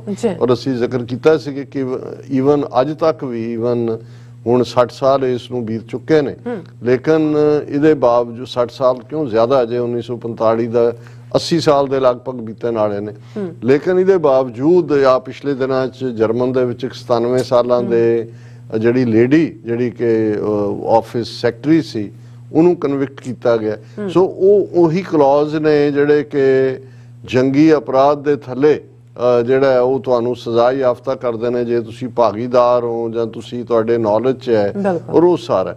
ਲੇਕਿਨ ਔਰ ਇਹਦੇ ਚੋਂ ਹੀ ਇੰਟਰਨੈਸ਼ਨਲ ਕ੍ਰਿਮੀਨਲ ਕੋਰਟ ਫਿਰ ਇੱਕ ਬਾਡੀ ਪਰਮਾਨੈਂਟ ਜਿਹੜੀ ਹੈ ਬਾਡੀ ਵੀ ਨਿਕਲੀ, ਤਾਂ ਕਿ ਜਿੱਥੇ ਜਿੱਥੇ ਕੋਈ ਇੰਟਰਨੈਸ਼ਨਲ ਜਿਹੜੇ ਨੇ ਉਹ ਵਾਰ ਕ੍ਰਾਈਮ ਕਰਦੀ ਹੈ ਕੋਈ ਤਾਕਤ, ਜੰਗ ਵੇਲੇ, ਯੁੱਧ ਵੇਲੇ ਜਾਂ ਪ੍ਰਾਈਵੇਟਲੀ, ਉਹਦੀ ਸੁਣਵਾਈ ਇੰਟਰਨੈਸ਼ਨਲ ਕ੍ਰਿਮੀਨਲ ਕੋਰਟ ਦੇ ਵਿੱਚ ਹੁੰਦੀ ਹੈ। ਔਰ ਇਸ ਵੇਲੇ ਯੂਕਰੇਨ ਦੇ ਵਿੱਚ ਕੀਤੇ ਗਏ ਰਸ਼ੀਅਨਸ ਦੇ ਜਿਹੜੇ ਜ਼ੁਲਮ ਨੇ ਉਹ ਵੀ ਨੇ, ਉਸ ਤੋਂ ਪਹਿਲਾਂ ਵੀ ਜਿਹੜੇ ਕੁਝ ਥਾਵਾਂ ਨੂੰ ਲੈ ਕੇ ਇੰਟਰਨੈਸ਼ਨਲ ਕ੍ਰਿਮੀਨਲ ਕੋਰਟ ਦੇ ਵਿੱਚ ਜਿਹੜੇ ਨੇ ਉਹ ਕਈਆਂ ਨੂੰ ਜਵਾਬਦੇਹ ਠਹਿਰਾਇਆ ਗਿਆ। ਪਰ ICC ਦੇ ਪਰਵਿਊ ਦੇ ਵਿੱਚ ਇਹ ਸੀ ਕਿ ਬਹੁਤ ਵੱਡੀਆਂ ਮੱਛੀਆਂ, ਹਾਇਰ ਲੈਵਲ, ਔਰ ਉਹਦੇ 'ਚ ਵੀ ਜਦੋਂ ਤੱਕ ਕੋਈ ICC 'ਚ ਕੋਈ ਪ੍ਰਾਈਵੇਟ ਤਾਂ ਨਹੀਂ ਜਾ ਕੇ ਗਵਰਨਮੈਂਟ ਹੀ ਕੋਈ ਲਿਜਾਏਗੀ ਕਿਸੇ ਨੂੰ ਉਸ ਪਟੀਸ਼ਨ ਨੂੰ, ਉਹਨਾਂ ਦਾ ਇੱਕ ਲੰਬਾ ਪ੍ਰੋਸੀਜਰ ਜਾਂ ਦੂਜੇ। ਲੇਕਿਨ ਜਿਹੜਾ ਥਲੜਾ ਕਾਡਰ, ਜਿਹੜੇ ਫੌਜੀ ਜਾਂ ਪੁਲਸੀਏ ਜਾਂ ਦੂਜੇ ਤੀਜੇ ਵਾਰ ਕ੍ਰਾਈਮ ਕਰਨ ਵਾਲੇ, ਉਸ ਸ਼ਿਕੰਜੇ 'ਚ ਨਹੀਂ ਸੀ ਫਸਦੇ, ਉਹ ਤਾਂ ਨਿਕਲ ਜਾਂਦੇ ਸੀ। ਅਮਰੀਕਾ ਨੇ ਜਦੋਂ ਇਹ ਲਾਅ ਬਣਾਇਆ ਪਹਿਲਾਂ, ਉਹਦਾ ਮਕਸਦ ਇਹ ਹੀ ਸੀ ਕਿ ਕੋਈ ਵੀ ਦੁਨੀਆ ਦੇ ਕਿਸੇ ਖਿੱਤੇ 'ਚ ਕ੍ਰਾਈਮ ਕਰਨ ਵਾਲਾ ਬੰਦਾ ਉਹ ਨਾ ਸਮਝੇ ਵੀ ਅਮਰੀਕਾ ਉਹਦੇ ਲਈ ਸੇਫ ਹੇਵਨ ਹੈ। ਕਿਉਂਕਿ ਇਹ ਸੈਕੰਡ ਵਰਲਡ ਵਾਰ ਦੇ ਤਜਰਬੇ 'ਚੋਂ ਸਾਹਮਣੇ ਆਇਆ ਸੀ ਕਿ ਬਹੁਤ ਸਾਰੇ ਨਾਜ਼ੀ ਐਸਕੇਪ ਕਰਕੇ ਅਮਰੀਕਾ 'ਚ ਵੀ ਆਏ, ਵੱਡਾ ਹਿੱਸਾ ਅਰਜਨਟੀਨਾ ਔਰ ਦੂਜੇ ਹਿੱਸਿਆਂ 'ਚ ਖਿਲ ਰਿਹਾ। ਅਮਰੀਕਾ 'ਚ ਵੀ ਯਹੂਦੀਆਂ ਨੇ ਲੱਭ ਕੇ ਉਹਨਾਂ ਨੂੰ ਜਿਹੜਾ ਐਕਸਟ੍ਰਾਡਾਈਟ ਕਰਵਾਇਆ ਜਾਂ ਇੱਥੇ ਪ੍ਰੋਸੀਕਿਊਟ ਕੀਤਾ। ਅਰਜਨਟੀਨਾ ਦੇ ਮਾਮਲੇ 'ਚ ਅਸੀਂ ਦੱਸਿਆ ਸੀ, ਉਹ ਤਾਂ ਉਹਨਾਂ ਦੀ ਇੰਟੈਲੀਜੈਂਸ ਏਜੰਸੀ ਮੋਸਾਦ ਨੇ, ਜਿਹੜਾ ਮਿਸਟਰ ਆਈਕਮੈਨ ਸੀ ਮੇਨ ਹਿਟਮੈਨ, ਉਹਨੂੰ ਕਿਵੇਂ ਉਹਨਾਂ ਨੇ ਇੱਕ ਜਿਹੜਾ ਆਪਰੇਸ਼ਨ ਰਾਹੀਂ ਉੱਥੋਂ ਚੁੱਕਿਆ, ਬੋਰੀ 'ਚ ਪਾ ਕੇ ਕਿਵੇਂ ਲੈ ਕੇ ਗਏ ਔਰ ਟਰਾਇਲ ਕਰਕੇ ਹੈਂਗ ਕੀਤਾ। ਲੇਕਿਨ ਜਿਹੜੇ ਬਹੁਤ ਥਰੜੇ ਇਹ ਸਾਰੇ ਪੀਰੀਅਡ 'ਚ ਵੀ ਹੁਣ ਤੱਕ ਕਿੰਨੇ ਕ੍ਰਾਈਮ, ਕਿੰਨੇ ਟਰਬਲ ਸਪੌਟਸ ਨੇ ਜਿਨ੍ਹਾਂ ਦੇ ਵਿੱਚ ਰਜੀਮਸ ਨੇ ਕਿਸ ਕਿਸਮ ਦੇ ਜਿਹੜੇ ਨੇ ਕ੍ਰਾਈਮ ਕੀਤੇ ਨੇ। ਸਾਊਥ ਅਮਰੀਕਾ ਜੇ ਅਸੀਂ ਦੇਖਣਾ ਹੋਏ ਤਾਂ ਫਿਰ ਉਹ ਚਿਲੀ, ਪਿਨੋਸ਼ੇ, ਕਿੰਨੇ ਨਾਂ ਇਹਦੇ 'ਚ ਗਿਣਾਏ ਜਾ ਸਕਦੇ ਨੇ, ਜਿਨ੍ਹਾਂ ਨੂੰ ਵਕਤਨ ਬਾ ਵਕਤਨ ਜਿਹੜਾ ਉਹ ਜੰਗੀ ਅਪਰਾਧ ਕਰਨ ਦੇ ਲਈ ਤਾਂ ਦੋਸ਼ੀ ਠਹਿਰਾਇਆ ਗਿਆ, ਕੁਝ ਜਿਹੜੇ ਨੇ ਉਹਨਾਂ ਦੀ ਸਿੰਬੋਲਿਕ ਅਰੈਸਟ ਹੋਈ, ਲੇਕਿਨ ਜਿਹੜੇ ਨੇ ਉਹ ਕਨਵਿਕਸ਼ਨ ਤੱਕ ਨਹੀਂ ਗਏ। ਔਰ ਕਿਉਂਕਿ ਜਦੋਂ ਤੱਕ ਮੁਲਕਾਂ ਦੇ ਲਾਅ ਐਗਜ਼ਿਸਟ ਨਹੀਂ ਕਰਦੇ, ਸੋ ਅਮਰੀਕਾ ਨੇ ਜਦੋਂ ਇਸ ਫੈਬਰਵਰੀ ਦੇ ਅਟੈਕ ਤੋਂ ਬਾਅਦ ਯੂਕਰੇਨ ਦੇ ਪਿੱਛੇ ਆਪਣਾ ਸਾਰਾ ਭਾਰ ਸੁੱਟਿਆ, ਤਾਂ ਜ਼ਾਹਰ ਹੈ ਕਿ ਇਹ ਮਈ ਦੇ ਮਹੀਨੇ ਲੈਜਿਸਲੇਸ਼ਨ ਇਹਨਾਂ ਸੈਨੇਟਰਸ ਨੇ ਸੈਨੇਟ 'ਚੋਂ ਜਿਹੜੇ ਕਾਂਗਰਸਮੈਨ ਮੈਂ ਗਿਣਾਏ ਨੇ ਉਹਨਾਂ ਨੇ ਹਾਊਸ 'ਚ ਪੇਸ਼ ਕੀਤਾ ਔਰ ਇਹਨੂੰ ਪੁਸ਼ ਨਹੀਂ ਸੀ ਮਿਲ ਰਿਹਾ ਬਹੁਤਾ, ਚੱਲ ਰਹੀ ਸੀ, ਮਈ ਦਾ ਇੰਟਰੋਡਿਊਸ ਹੋਇਆ ਸੀ। ਜਿਉਂ ਹੀ ਜ਼ੈਲੈਂਸਕੀ 2 ਹਫ਼ਤੇ ਪਹਿਲਾਂ ਆ ਕੇ ਗਿਆ ਅਮਰੀਕਾ 'ਚ, ਬੜੀ ਸਡਨ ਉਹਦੀ ਵਿਜ਼ਿਟ ਸੀ, ਉਹਨੇ ਜੁਆਇੰਟ ਸੈਸ਼ਨ ਨੂੰ ਐਡਰੈਸ ਕੀਤਾ, ਉਹਦੀ ਸਪੀਚ ਐਵੇਂ ਹੀ ਸੀ, ਉਹਨੂੰ ਬਹੁਤ ਸਾਰਿਆਂ ਨੇ ਮੀਡੀਆ ਨੇ ਕੰਪੇਅਰ ਕੀਤਾ ਕਿ ਜਿਵੇਂ ਅਮਰੀਕਾ ਇੱਕ ਸਟੇਜ ਦੇ ਉੱਤੇ ਨਿਊਟਰਲ ਰੋਲ ਪਲੇ ਕਰ ਰਿਹਾ ਸੀ ਡਿਊਰਿੰਗ ਦਾ ਸੈਕੰਡ ਵਰਲਡ ਵਾਰ। ਹਾਲਾਂਕਿ ਅਮਰੀਕਾ ਨੇ ਜਾਪਾਨ ਦੇ ਅਗੇਂਸਟ ਵਾਰ ਡਿਕਲੇਅਰ ਕਰਤੀ ਸੀ ਜਦੋਂ ਉਹਨਾਂ ਨੇ ਪਰਲ ਹਾਰਬਰ ਤੇ ਬੰਬ ਸੁੱਟੇ, ਪਰ ਜਦੋਂ ਚਰਚਿਲ ਨੇ ਆ ਕੇ ਐਡਰੈਸ ਕੀਤਾ ਔਰ ਉਹਦੇ ਐਡਰੈਸ 'ਚ ਯਾਦ ਕਰਵਾਇਆ ਉਹਨਾਂ ਨੂੰ ਉਹਨਾਂ ਦਾ ਵਿਰਸਾ ਵੀ ਕਿ ओल्ड एड्रेसिस ਦਾ ਨਿਊ ਔਰ ਇਨੀਕ ਮੋਟੀਵੇਸ਼ਨਲ ਸਪੀਚ ਸੀ। ਔਰ ਉਸ ਤੋਂ ਬਾਅਦ ਪ੍ਰੈਜ਼ੀਡੈਂਟ ਰੂਜ਼ਵੈਲਟ ਨੇ ਡਿਸਾਈਡ ਕਰ ਲਿਆ ਸੀ ਕਿ ਐਲਾਈਜ਼ ਦੇ ਹੱਕ ਦੇ ਵਿੱਚ ਅਮਰੀਕਾ ਜੰਗ 'ਚ ਉਤਰੇਗਾ ਔਰ ਜ਼ਾਹਰ ਹੈ ਉਤਰਿਆ ਔਰ ਉਹੀ ਫੈਸਲਾਕੁਨ ਵੀ ਸਾਬਤ ਹੋਇਆ। ਸੋ ਬਹੁਤਿਆਂ ਨੇ ਕੰਪੇਅਰ ਕੀਤਾ, ਪਰ ਜ਼ੈਲੈਂਸਕੀ ਚਰਚਿਲ ਤਾਂ ਨਹੀਂ ਹੈ, ਲੇਕਿਨ ਉਸ ਸਾਰੇ ਦਾ ਇਹ ਹੋਇਆ ਕਿ ਯੂਕਰੇਨ ਦੇ ਹੱਕ ਦੇ ਵਿੱਚ ਜਿੱਥੇ ਉਸ ਤੋਂ ਬਾਅਦ ਪੈਕੇਜ ਵੀ ਜਿਹੜਾ ਉਹ ਹੈਲਪ ਦਾ ਹੋਇਆ, ਪਰ ਇਸ ਲੈਜਿਸਲੇਸ਼ਨ ਨੂੰ ਪਿਛਲੇ ਦਿਨਾਂ 'ਚ ਕੱਲ੍ਹ ਹੀ ਜਿਹੜਾ ਉਹਦੇ 'ਚ ਜਿਹੜੀ ਸੋਧ ਸੀ ਕਿ ਭਾਈ ਇੱਥੇ ਕੋਈ ਵੀ ਆਫੀਸ਼ੀਅਲ ਜਿਹੜਾ ਉਹਨਾਂ ਦਾ ਰਸ਼ੀਅਨ ਕਿਸੇ ਲੈਵਲ ਦਾ ਵੀ ਹੋਏਗਾ ਉਸ ਨੂੰ ਅਮਰੀਕਾ 'ਚ ਪ੍ਰੋਸੀਕਿਊਟ ਕੀਤਾ ਜਾ ਸਕਦਾ ਹੈ। ਹੁਣ ਕਿਉਂਕਿ ਜਿਵੇਂ ਮੈਂ ਕਿਹਾ ਵੀ ਭਾਵੇਂ ਮਕਸਦ ਕਿਸੇ ਦਾ ਹੋਰ ਹੁੰਦਾ, ਉਹਦਾ ਫਾਇਦਾ ਕਿਤੇ ਹੋਰ ਵੀ ਹੋ ਜਾਂਦਾ ਹੈ, ਕਿਉਂਕਿ ਇਹ ਜਿਹੜਾ ਲਾਅ ਹੈ ultimately justice for victims of war crimes act, ਇਹ ਹੁਣ ਓਵਰਆਲ ਲਾਅ ਤਾਂ ਹਰ ਇੱਕ ਤੇ ਐਪਲੀਕੇਬਲ ਹੈ ਔਰ ਇਹਦਾ ਐਨਾਲਿਸਿਸ ਹੁੰਦਿਆਂ ਜਿਹੜਾ ਇਹ ਸਾਹਮਣੇ ਆਇਆ, ਜਿਵੇਂ ਇੱਕ ਐਨਾਲਿਸਿਸ 'ਚ ਆਇਆ ਕਿ ਵਾਟ might this mean beyond Russia. Analysis 'ਚ ਹੈ ਕਿ ਬਈ ਇਹ ਕਿਵੇਂ ICC ਤੋਂ ਵੱਖਰਾ, ਇਹਦੇ ਕੀ ਹੋਣਗੇ, ਰਸ਼ੀਆ ਦੀ ਅਕਾਊਂਟੇਬਿਲਿਟੀ ਕਿੰਨੀ ਕੁ ਗਾਰੰਟੀ ਹੋਏਗੀ, ਕਿੰਨੇ ਕੁ ਰਸ਼ੀਅਨ ਇੱਥੇ ਆਉਣਗੇ। ਪਰ ਸਾਡੇ ਲਈ ਜਿਹੜਾ ਫੋਕਸ ਹੈ ਡਿਸਕਸ਼ਨ ਦਾ ਕਿ ਅਸੀਂ ਇੰਡੀਅਨ ਵਾਰ ਕ੍ਰਿਮੀਨਲਸ ਨੂੰ ਜਿਨ੍ਹਾਂ ਨੇ ਸਿੱਖਾਂ ਦੇ ਖਿਲਾਫ ਹੀਨਸ ਕ੍ਰਾਈਮਸ ਕੀਤੇ ਨੇ ਪੰਜਾਬ 'ਚ, ਜੈਨੋਸਾਈਡ ਆਫਟਰ ਜੈਨੋਸ, ਜਿਨ੍ਹਾਂ ਨੇ ਕਸ਼ਮੀਰੀਆਂ ਦੇ ਖਿਲਾਫ ਜਿਹੜੇ ਨੇ ਉਹ ਜੰਗੀ ਜੁਰਮ ਕੀਤੇ ਨੇ ਕਸ਼ਮੀਰ 'ਚ, ਨਾਗਿਆਂ ਦੇ ਖਿਲਾਫ ਜਾਂ ਦਲਿਤਾਂ ਦੇ ਖਿਲਾਫ, ਉਹਨਾਂ ਨੂੰ ਵੀ ਅਸੀਂ ਇਸ ਲਾਅ ਦੇ ਥੱਲੇ ਜਿਹੜਾ ਅਕਾਊਂਟੇਬਲ ਬਣਾ ਸਕਦੇ ਹਾਂ। ਔਰ ਇਹ ਐਨਾਲਿਸਿਸ ਦਾ ਮੈਂ ਐਗਜ਼ੈਕਟ ਪੜ੍ਹ ਦੇਣਾ। ਉਹਨੇ ਪਹਿਲਾਂ ਪੁੱਛਿਆ what might this mean beyond Russia. The Justice for Victims of War Crimes Act applies worldwide and is not specific to Ukrainian victims of Russian crimes. The broadened jurisdiction will help ensure that any alleged perpetrator who arrives in the United States won't escape accountability. ਇਹ ਬਹੁਤ important ਗੱਲ ਹੈ ਕਿ ਵੀ ਇਸ ਕਾਨੂੰਨ ਦੀ ਮਾਰ ਤੋਂ ਕੋਈ ਵੀ ਵਾਰ ਕ੍ਰਿਮੀਨਲ ਦੁਨੀਆ ਦੇ ਕਿਸੇ ਵੀ ਹਿੱਸੇ 'ਚੋਂ ਜਿਹੜੇ ਨੇ ਉਹ ਜ਼ੁਲਮ ਕੀਤੇ ਉਹ ਇਸ ਦੀ ਜ਼ਾਦ 'ਚੋਂ ਬਚ ਨਹੀਂ ਸਕਦਾ। The closure of this loophole will help ensure justice for victims of war crimes from anywhere in the world. ਕਿ ਇਹ ਜਿਹੜਾ ਪਹਿਲੇ ਲਾਅ ਦੇ ਵਿੱਚ ਲੂਫੋਲ ਸੀ ਜਿਹਦੇ ਥੱਲੇ ਇੱਥੇ ਆ ਕੇ ਬਚ ਕੇ ਨਿਕਲ ਜਾਂਦੇ ਸੀ, ਉਹ ਲੂਫੋਲ ਬੰਦ ਕਰ ਦਿੱਤਾ ਗਿਆ। ਸੋ ਅਸੀਂ ਇਹ ਹੁਣ ਵਾਰਨਿੰਗ ਵੀ ਭੇਜ ਦਿੰਨੇ ਇਹ ਸਾਰੇ ਹੀ ਵਾਰ ਕ੍ਰਿਮੀਨਲਸ ਨੂੰ। ਹਾਲਾਂ ਜਿਵੇਂ ਮੈਂ ਅਕਸਰ ਮੈਂਸ਼ਨ ਕਰਦਾ ਕਿ ਜਦੋਂ ਕੁਲਦੀਪ ਨਈਅਰ ਦੇ ਨਾਲ ਜਿਹੜਾ ਇੰਡੀਆ ਦਾ ਹਾਈ ਕਮਿਸ਼ਨਰ ਰਿਹਾ ਸੀ UK 'ਚ ਔਰ ਅਮਰੀਕਾ 'ਚ, ਦੇਵ ਗੌੜਾ ਸਰਕਾਰ ਵੱਲੋਂ ਐਂਬੈਸਡਰ ਥਾਪਿਆ ਜਾਣਾ ਸੀ, ਉਹ ਆਪਣਾ ਇੱਕ ਡੈਲੀਗੇਸ਼ਨ ਲੈ ਕੇ ਜਿਸ ਦੇ ਵਿੱਚ ਸੁਨੀਲ ਦੱਤ ਐਕਟਰ ਸੀ, ਕਿਰਨ ਬੇਦੀ ਸੀ, ਅਮਰੀਕਾ ਦੇ ਦੌਰੇ ਤੇ ਆਇਆ ਹੋਇਆ ਸੀ ਕਿ ਸਿੱਖਾਂ ਦੇ ਨਾਲ ਵੀ ਗੁਫ਼ਤਗੂ ਕਰਨੀ ਹੈ, ਆਨੰਦਪੁਰ ਦੇ ਮੱਥੇ ਤੇ ਟਿਕਾ ਦਿਓ। ਔਰ ਸ਼ਿਕਾਗੋ ਦੇ ਗੁਰਦੁਆਰਾ ਸਾਹਿਬ ਪੈਲੇਟਾਈਨ ਦੇ ਵਿੱਚ ਆਮੋ ਸਾਹਮਣਾ ਹੋਇਆ, ਉਹ ਆਪਣੀ ਪ੍ਰੈਜੈਂਟੇਸ਼ਨ ਦੇ ਕੇ ਹਟਿਆ ਹੀ ਸੀ, ਮੈਨੂੰ ਬੋਲਣ ਦਾ ਮੌਕਾ ਮਿਲਿਆ ਔਰ ਮੈਂ ਜਿੱਥੇ ਉਸ ਦੇ ਉਹ ਸਾਰੇ ਹੀ ਕਾਨਸੈਪਟ ਨੂੰ ਚੈਲੰਜ ਕੀਤਾ, ਜਿਹੜੀ ਸਪੀਚ ਉਦੋਂ ਬੜੀ ਵਾਇਰਲ ਹੋਈ, ਹੁਣ ਵੀ ਉਹ ਦੇਖੀ ਜਾ ਸਕਦੀ ਹੈ। ਲੇਕਿਨ ਮੈਂ ਉਸ ਨੂੰ ਇਹ ਕਿਹਾ ਸੀ ਕਿ ਭਾਈ ਹੁਣ ਜੇ ਤੁਹਾਡੇ ਲਈ ਕੋਈ ਬਚਾਅ ਦਾ ਰਸਤਾ ਹੈ ਕਿ ਤੁਸੀਂ ਪੰਜਾਬੀ ਹਿੰਦੂ ਆਪਣੇ ਆਪ ਨੂੰ ਪੰਜਾਬੀ ਪੰਜਾਬੀਅਤ ਇਧਰ ਉਧਰ ਦੀਆਂ ਗੱਲਾਂ ਉੱਥੇ ਵੀ ਮਾਰ ਰਿਹਾ ਸੀ, ਜਿਵੇਂ ਕੁਲਦੀਪ ਨਈਅਰ ਦਾ ਉਹ ਸਿਲਕੀ ਟੰਗ ਸੀ ਕਰਦਾ ਹੀ ਸੀ।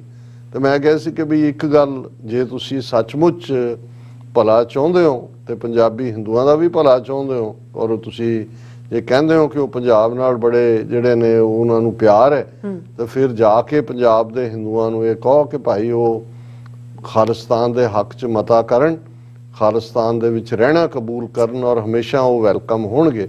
ਪਰ ਜਿੱਥੋਂ ਤੱਕ ਤੁਹਾਡੇ ਜੋ ਤੁਸੀਂ ਕ੍ਰਾਈਮ ਕੀਤੇ ਨੇ, ਵਾਰ ਕ੍ਰਾਈਮ ਸਿੱਖਾਂ ਦੇ ਖਿਲਾਫ, ਉਹਨਾਂ ਨੂੰ ਕੋਈ ਮਾਫੀ ਨਹੀਂ ਹੈ। ਔਰ ਉਹਦੇ ਕਿਹਾ ਸੀ ਕਿ will Chase them, find them, extradite them, try them and hang them। War criminals ਨੂੰ ਕੋਈ ਮਾਫੀ ਨਹੀਂ ਹੈ।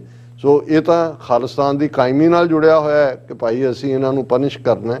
ਪਰ ਇਸ ਕਾਨੂੰਨ ਦੇ ਥੱਲੇ ਹੁਣ ਅਮਰੀਕਾ ਦੇ ਵਿੱਚ ਵੀ ਅਸੀਂ ਇਹਨਾਂ ਸਾਰੇ ਹੀ ਵਾਰ ਕ੍ਰਿਮੀਨਲਸ ਨੂੰ, ਉਹਨਾਂ ਦੇ ਉਹ ਟਾਰਚਰ ਕਰਨ ਵਾਲੇ ਪੁਲਸੀਏ ਹੋਣ, ਉਸ ਵੇਲੇ ਦੇ ਸਿਵਲ ਅਧਿਕਾਰੀ ਹੋਣ, ਉਸ ਵੇਲੇ ਦੇ ਨਾਲ ਸੰਬੰਧਿਤ ਵਜ਼ੀਰ ਦੂਜੇ ਤੀਜੇ ਹੋਣ, ਹੁਣ ਇਹ justice for victims of war crimes act ਉਹ ਇਹਨਾਂ ਨੂੰ ਜਵਾਬਦੇਹ ਬਣਾਇਆ। ਬਿਲਕੁਲ ਰਾਸਾ, ਤੁਹਾਡਾ ਬਹੁਤ ਬਹੁਤ ਸ਼ੁਕਰੀਆ। ਸਾਥ ਨੇ ਬ੍ਰੇਕ ਤੇ ਜਾਣ ਤੋਂ ਪਹਿਲਾਂ ਅਸੀਂ ਆਪਣੇ ਦਰਸ਼ਕਾਂ ਦੇ ਸਰੋਤਿਆਂ ਨੂੰ ਅਪੀਲ ਤੇ ਬੇਨਤੀ ਕਰਦੀ ਵਿਊਅਰਸ, ਜਿਸ ਤਰ੍ਹਾਂ ਕਿ ਤੁਸੀਂ ਜਾਣਦੇ ਹੋ ਕਿ ਟੀਵੀ 84 ਹੱਕ ਸੱਚ ਇਨਸਾਫ ਜਿਹੜੀ ਆਵਾਜ਼ ਹੈ ਬੁਲੰਦ ਕਰ ਰਿਹਾ। ਇਹ ਆਵਾਜ਼ ਤੁਹਾਡੇ ਪਿਆਰ ਸਦਕਾ, ਤੁਹਾਡੇ ਵਿਸ਼ਵਾਸ ਸਦਕਾ, ਤੁਹਾਡੇ ਡੋਨੇਸ਼ਨ ਸਦਕਾ ਹੀ ਹੋ ਸਕਦੀ ਹੈ।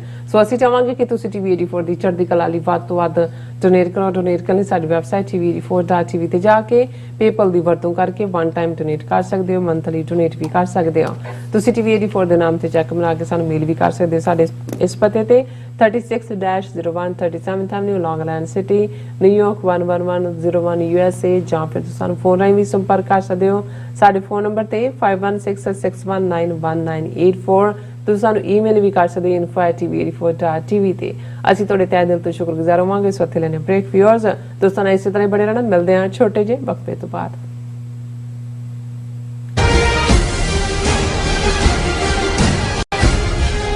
ਕੀ ਤੁਸੀਂ ਰੋਜ਼ਾਨਾ ਕੰਮ ਤੇ ਆਪਣਾ ਵਧੇਰੇ ਸਮਾਂ ਬਿਤਾਉਣ ਤੋਂ ਪਰੇਸ਼ਾਨ ਹੋ?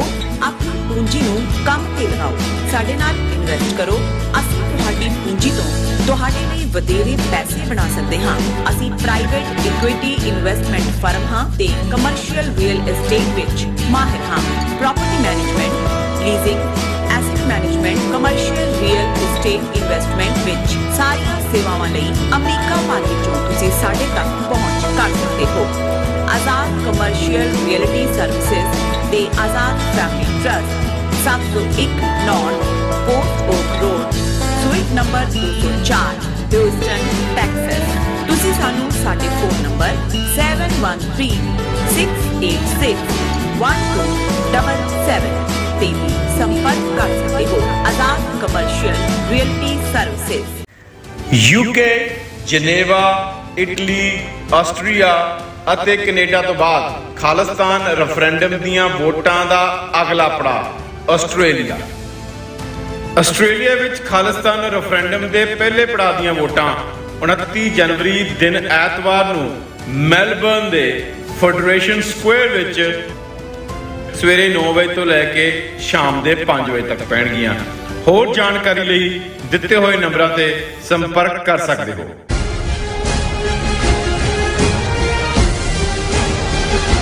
ਦਰਸ਼ਕੋ ਬ੍ਰੇਕ ਬਾਅਦ ਤੁਹਾਡਾ ਸਭ ਦਾ ਭਰਪੂਰ ਸਵਾਗਤ ਹੈ। ਸੋ ਵਿਊਅਰਸ ਦੂਸਰੇ ਸੈਗਮੈਂਟ 'ਚ ਗੱਲਬਾਤ ਕਰਾਂਗੇ ਕਿ ਮੋਦੀ ਸਰਕਾਰ ਨੇ ਆਰਐਸਏ ਦੇ ਏਜੰਡੇ ਨੂੰ ਸਿੱਖਾਂ ਵਿੱਚ ਅੱਗੇ ਤੋਰਦਿਆਂ ਜੋ ਵੀਰ ਬਾਲ ਦਿਵਸ ਦੀ ਨੋਟੰਕੀ ਕੀਤੀ ਸੀ, ਸੋ ਉਸ ਦਾ ਜਿਹੜਾ ਬਾਈਕਾਟ ਜਿਹੜਾ ਹੈ ਡਾਇਸਪੋਰਾ ਸਿੱਖਾਂ ਵੱਲੋਂ ਕੀਤਾ ਗਿਆ ਹੈ। ਸੋ ਦਿੱਲੀ ਦੇ ਟੁੱਕਰ ਬੋਸ਼ਾਂ ਜਾਂ ਦੁਮਸ਼ੱਲਿਆਂ ਨੂੰ ਛੱਡ ਕੇ ਸਮੁੱਚੀ ਸਿੱਖ ਕੌਮ ਕਾਫੀ ਹੱਦ ਤੱਕ ਆਰਐਸਏ ਦੀ ਜਿਹੜੀ ਸਾਜ਼ਿਸ਼ ਨੂੰ ਸਮਝ ਗਈ ਹੈ। ਸੋ ਇਸ ਬਾਰੇ ਆਪਾਂ ਗੱਲਬਾਤ ਕਰਨ ਜਾ ਰਹੇ ਹਾਂ। ਸੋ ਅਸੀਂ ਚਾਹਾਂਗੇ ਕਿ ਤੁਸੀਂ ਨਾਲ ਇਸੇ ਤਰ੍ਹਾਂ ਬਣੇ ਰਹਿਣਾ। ਦੇਖਣ ਸੁਣ ਲਿਆ ਲਿਖਣ ਲਈ ਤੁਹਾਡਾ ਸਭ ਦਾ ਬਹੁਤ ਸ਼ੁਕਰੀਆ ਜੀ। ਡਾਕਟਰ ਸਾਹਿਬ ਕੀ ਕਹਿਣਾ ਚਾਹੋਗੇ? ਦੇਖੋ, ਮੈਨੂੰ ਇਸ ਗੱਲ ਦੀ ਖੁਸ਼ੀ ਹੈ ਕਿਉਂਕਿ ਹੁਣ ਇਹਨਾਂ ਦਾ 26 ਦਸੰਬਰ ਤੋਂ ਬਾਅਦ ਆਲਮੋਸਟ 2 ਦਿਨ 3 ਦਿਨ ਲੰਘ ਚੁੱਕੇ ਨੇ ਕਿ ਸਮੁੱਚੀ ਸਿੱਖ ਕੌਮ ਦਾ ਜਿਹੜਾ ਇੱਕ ਵੱਡਾ ਹਿੱਸਾ ਹੈ ਉਹ ਇਸ ਸਾਜ਼ਿਸ਼ ਨੂੰ ਸਮਝਣ 'ਚ ਕਾਮਯਾਬ ਰਹੇ ਨੇ। ਬੇਸ਼ੱਕ ਸਿਰਫ ਜੇ ਸ਼੍ਰੋਮਣੀ ਕਮੇਟੀ ਦਾ ਵੀ ਦੇਖੀਏ ਤੇ ਬਿਆਨਬਾਜ਼ੀ ਹੀ ਸੀ ਉਹਨਾਂ ਦੀ, ਔਰ ਇਸ ਤੋਂ ਇਲਾਵਾ ਦਿੱਲੀ ਕਮੇਟੀ ਤਾਂ ਬਿਲਕੁਲ ਇਹੀ ਨਹੀਂ ਵੀ ਹੈਂਡ ਇਨ ਗਲਵ ਸੀ, ਰਾਦਰ ਉਹ ਸਭ ਤੋਂ ਵੱਡੀ ਬੀਜੇਪੀ ਦੀ ਹੁਣ ਐਡਵੋਕੇਸੀ ਕਰਨ ਵਾਲੀ ਧਿਰ ਬਣ ਗਈ ਹੈ। ਔਰ ਇੱਕ ਕਿਉਂਕਿ ਜਿਸ ਅੰਦਾਜ਼ ਦੇ ਵਿੱਚ ਇਹ ਵੀਰ ਬਾਲ ਦਿਵਸ ਦੇ ਨਾਂ ਥੱਲੇ ਸਿੱਖਾਂ ਨੂੰ ਡੂਪ ਕਰਨ ਦੀ ਕੋਸ਼ਿਸ਼ ਕੀਤੀ ਗਈ, ਔਰ ਇਹ ਕਿਹਾ ਜਾ ਰਿਹਾ ਸੀ ਕਿ ਜੀ 16,000 ਥਾਵਾਂ ਤੇ ਭਾਰਤ ਦੇ ਵਿੱਚ ਵੀ ਇਹ ਡਿਜੀਟਲ ਜਿਹੜੀ ਹੈ ਐਗਜ਼ੀਬਿਸ਼ਨ ਲਾਈ ਗਈ ਹੈ, ਔਰ ਜਿੰਨੇ ਮੁਲਕਾਂ ਦੇ ਵਿੱਚ ਦੁਨੀਆ ਦੇ ਇਹਨਾਂ ਦੇ ਮਿਸ਼ਨ ਨੇ, ਐਮਬੈਸੀਜ਼ ਨੇ, ਕੌਂਸੂਲੇਟਸ ਨੇ, ਉਹਨਾਂ 'ਚ ਇਸ ਦਿਨ ਨੂੰ ਜਿਹੜਾ ਉਹ ਖਾਸ ਤੌਰ ਤੇ ਸੈਲੀਬ੍ਰੇਟ ਕੀਤਾ ਜਾ ਰਿਹਾ ਹੈ। ਡਿਜੀਟਲ ਉਸ ਦੀ ਪ੍ਰਦਰਸ਼ਨੀ ਵੀ ਔਰ ਦੂਸਰਾ ਵੀ, ਔਰ ਮੈਂ ਦੇਖ ਰਿਹਾ ਸੀ ਕਿ ਭਾਈ ਇਹਨਾਂ ਦੀਆਂ ਧੜਾ ਧੜ ਤਸਵੀਰਾਂ ਆਉਣਗੀਆਂ ਕਿ ਵਾਸ਼ਿੰਗਟਨ DC 'ਚ ਹੋਇਆ, ਫਰੈਂਕਫਰਟ 'ਚ ਹੋਇਆ, ਲੰਡਨ 'ਚ ਹੋਇਆ, ਪੈਰਿਸ 'ਚ ਹੋਇਆ, ਆਟਵਾ 'ਚ ਹੋਇਆ, ਔਰ ਇਸ ਸਾਰੇ ਤੋਂ। ਲੇਕਿਨ ਕਿਉਂਕਿ ਇਸ ਮਾਮਲੇ ਦੇ ਵਿੱਚ ਬਾਹਰਲੇ ਸਿੱਖਾਂ ਨੇ ਤਾਂ ਪਹਿਲਾਂ ਹੀ, ਜਿਉਂ ਹੀ ਇਹ ਈਵਨ ਵੀਰ ਬਾਲ ਦਿਵਸ ਲਫ਼ਜ਼ ਹੀ ਆਇਆ ਸੀ ਇਸ ਨੂੰ ਲੈ ਕੇ, ਈਵਨ ਜਨਵਰੀ ਦੇ ਮਹੀਨੇ 'ਚ ਜਦੋਂ 9 ਜਨਵਰੀ 2022 ਨੂੰ ਮੋਦੀ ਨੇ ਐਲਾਨ ਕੀਤਾ ਸੀ ਗੁਰੂ ਗੋਬਿੰਦ ਸਿੰਘ ਸਾਹਿਬ ਦੇ ਪ੍ਰਕਾਸ਼ ਪੁਰਬ ਵਾਲੇ ਮੌਕੇ, ਉਦੋਂ ਵੀ ਸਿੰਬੋਲਿਕਲੀ ਤੇ ਅਪੋਜ਼ ਕੀਤਾ ਸੀ। ਪਰ ਹੁਣ ਜਿਉਂ ਹੀ ਇਸ ਦੀ ਸੈਲੀਬ੍ਰੇਸ਼ਨ ਦੇ ਨਾਂ ਥੱਲੇ ਸੀ ਦੀ ਬਾਈਕਾਟ ਦੀ ਕਾਲ ਦਿੱਤੀ ਗਈ ਸੀ, ਔਰ ਉਸ ਦਾ ਮੈਂ ਸਮਝਦਾ ਵੀ ਅਸਰ ਵੀ ਨਜ਼ਰ ਆਇਆ ਪੰਜਾਬ 'ਚ। ਬੇਸ਼ੱਕ ਮੁੱਢਲੇ ਦਿਨਾਂ ਦੇ ਵਿੱਚ ਤਾਂ ਮੁੱਢਲੇ ਤੌਰ ਤੇ ਲੱਗਦਾ ਸੀ ਕਿ ਵੀ ਪਤਾ ਨਹੀਂ ਪੰਜਾਬ ਦੇ ਸਿੱਖ ਵੀ ਨਾ ਸਵੇ ਹੋਣ, ਔਰ ਹਾਲਾਂ ਇਹਨਾਂ ਦੇ ਉਹ ਦੁਮਛੱਲੇ ਕੈਪਟਨ ਅਮਰਿੰਦਰ ਵਰਗੇ ਉਹਨਾਂ ਨੇ ਤਾਂ ਜਿਹੜੇ ਹੁਣ ਹੈ ਹੀ BJP ਦਾ ਹਿੱਸਾ ਬਣੇ ਹੋਏ ਨੇ, ਵਧਾਈਆਂ ਦੇਣ ਦੀ ਲਾਈਨ ਰੱਖੀ। ਹਾਲਾਂ ਸਾਨੂੰ ਇਸ ਦੇ ਉੱਤੇ ਅਸੀਂ ਜਿਹੜਾ ਉਸ ਸਮਾਗਮ ਦੇ ਉੱਤੇ ਆਪਣੀ ਟਿੱਪਣੀ ਵੀ ਕੀਤੀ ਔਰ ਮੋਦੀ ਦੀ ਸਪੀਚ ਨੂੰ ਡਾਈਸੈਕਟ ਕੀਤਾ।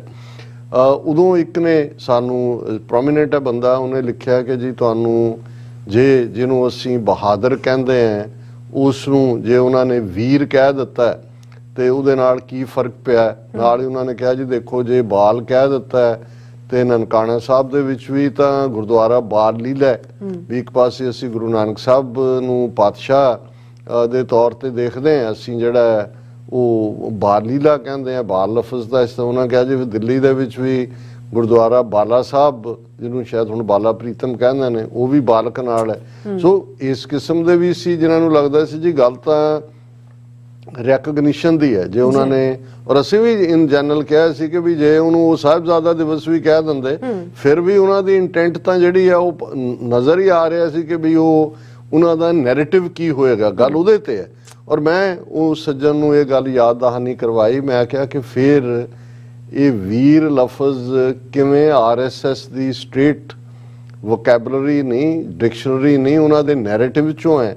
ਮੈਂ ਕਿਹਾ ਤੁਸੀਂ ਸਭ ਤੋਂ ਪਹਿਲਾਂ ਇਹਨਾਂ ਦੀਆਂ ਵੀਰ ਹਕੀਕਤ ਰਾਏ ਦੇਖੋ। ਮੈਂ ਕਿਹਾ ਵੀ ਹਕੀਕਤ ਰਾਏ ਸਿਆਲਕੋਟ ਦਾ ਰਹਿਣ ਵਾਲਾ ਇੱਕ ਸਹਿਜਧਾਰੀ ਸਿੱਖ ਪਰਿਵਾਰ ਦਾ ਬੱਚਾ 11-12 ਸਾਲ ਦਾ, ਜਿਸ ਦੀ ਐਗਜ਼ੀਕਿਊਸ਼ਨ ਹੋਈ ਕਿਉਂਕਿ ਸਕੂਲ ਦੇ ਵਿੱਚ ਰੌਲਾ ਪਿਆ ਔਰ ਉਸ ਦੇ ਉੱਤੇ ਇਹ ਫਤਵਾ ਲੱਗਾ ਕਿ ਉਹਨੇ ਇਸਲਾਮ ਦੀ ਤੋਹੀਨ ਕੀਤੀ ਹੈ। ਹਾਲਾਂ ਕਹਾਣੀ ਡਿਫਰੈਂਟ ਸੀ ਔਰ ਉਸ ਨੂੰ ਜਿਹੜਾ ਉੱਥੇ ਫਤਵਾ ਦਿੱਤਾ ਗਿਆ ਮੌਤ ਦਾ, ਲਾਹੌਰ ਲਿਆਂਦਾ ਗਿਆ ਔਰ ਲਾਹੌਰ ਦੇ ਵਿੱਚ ਜਿਹੜਾ ਅਗੇਨ ਉਹ ਆਪਣੇ ਸਟੈਂਡ ਤੇ ਕਾਇਮ ਰਿਹਾ। ਸਿੱਖ ਬੱਚਾ ਸੀ, ਉਹਨਾਂ ਦੇ ਪੂਰਾ ਸਿਆਲਕੋਟ ਨਾਲ ਜੁੜਿਆ ਹੋਇਆ ਉਹਨਾਂ ਦੀ ਪਰਿਵਾਰਕ ਹਿਸਟਰੀ ਹੈ, ਔਰ ਉਹਨੂੰ ਐਗਜ਼ੀਕਿਊਟ ਕੀਤਾ ਗਿਆ ਲਾਹੌਰ ਦੇ ਵਿੱਚ।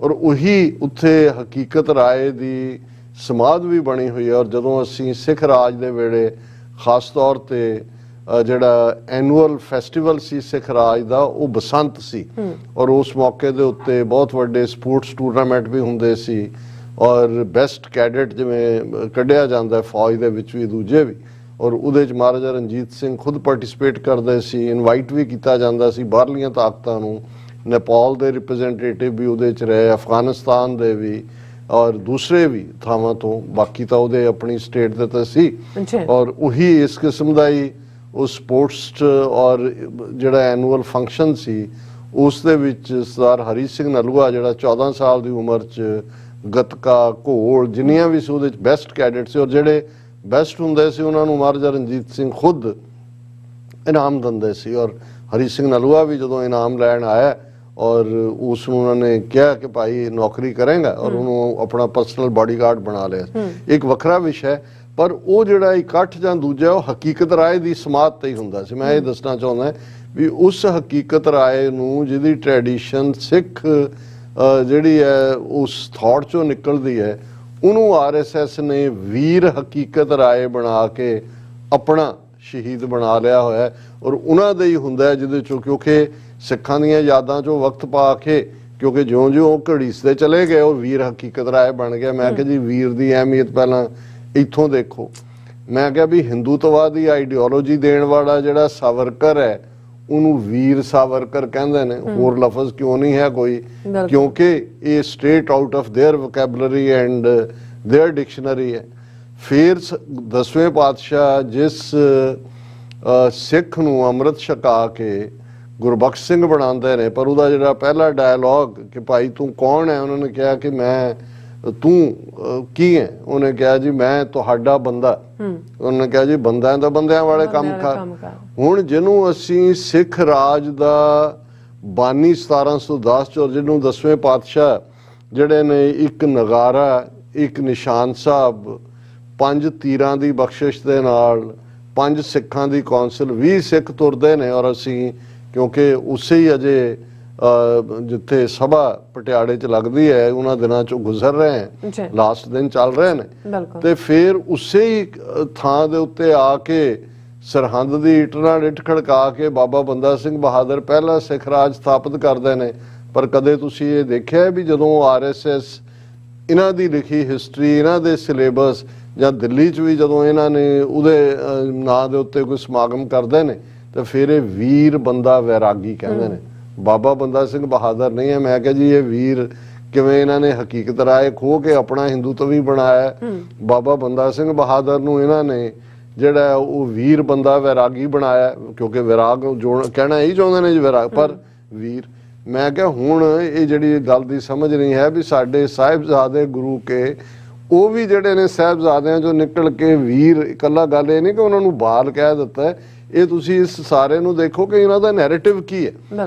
ਔਰ ਉਹ ਗੱਲ ਬਿਲਕੁਲ ਕਲੀਅਰ ਹੋਈ ਜਦੋਂ ਤੁਸੀਂ ਮੋਦੀ ਦੀ ਪ੍ਰੈਜੈਂਟੇਸ਼ਨ ਜਾਂ ਜਿਹੜਾ ਸਟੇਜ ਕੰਡਕਟ ਕਰ ਰਿਹਾ ਸੀ ਉੱਥੇ, ਉਹਦਾ ਸਾਰਾ ਨੈਰੇਟਿਵ ਜਿਹੜਾ ਸੀ ਉਹ ਉਹਨੂੰ ਭਾਰਤ ਜਿਹੜਾ ਗਰਵ, ਭਾਰਤੀ ਪਰੰਪਰਾ, ਉਸ ਦੇ ਯੋਧੇ, ਉਸ ਨਾਲ ਜੋੜ ਕੇ ਸਾਰਾ ਲਫ਼ਜ਼, ਭਾਵੇਂ ਉਹ ਆਪਣੀਆਂ ਸਪੀਚਸ ਸਾਹਿਬਜ਼ਾਦਾ ਇਸਤੇਮਾਲ ਕਰ ਰਹੇ ਸੀ ਪਰ ਉਸੇ ਦੇ ਨਾਲ ਜੋੜ ਕੇ, ਔਰ ਉਸ ਕਿਉਂਕਿ ਉਹਨੂੰ ਉਹ ਹਿੰਦੂਤਵਾ ਨੈਰੇਟਿਵ 'ਚ ਫਿੱਟ ਕਰਕੇ ਉਵੇਂ ਹੀ ਜਿਵੇਂ ਹਕੀਕਤ ਰਾਏ ਔਰ ਬਾਬਾ ਬੰਦਾ ਸਿੰਘ ਬਹਾਦਰ ਨੂੰ ਇਹਨਾਂ ਨੇ ਆਪਣੇ ਹਿੰਦੂਤਵੀ ਯੋਧੇ ਬਣਾਇਆ ਹੋਇਆ, ਉਵੇਂ ਹੀ ਇਸ ਲਾਈਨ ਦੇ ਉੱਤੇ ਇਹ ਕੰਮ ਕਰ ਰਹੇ ਸੀ।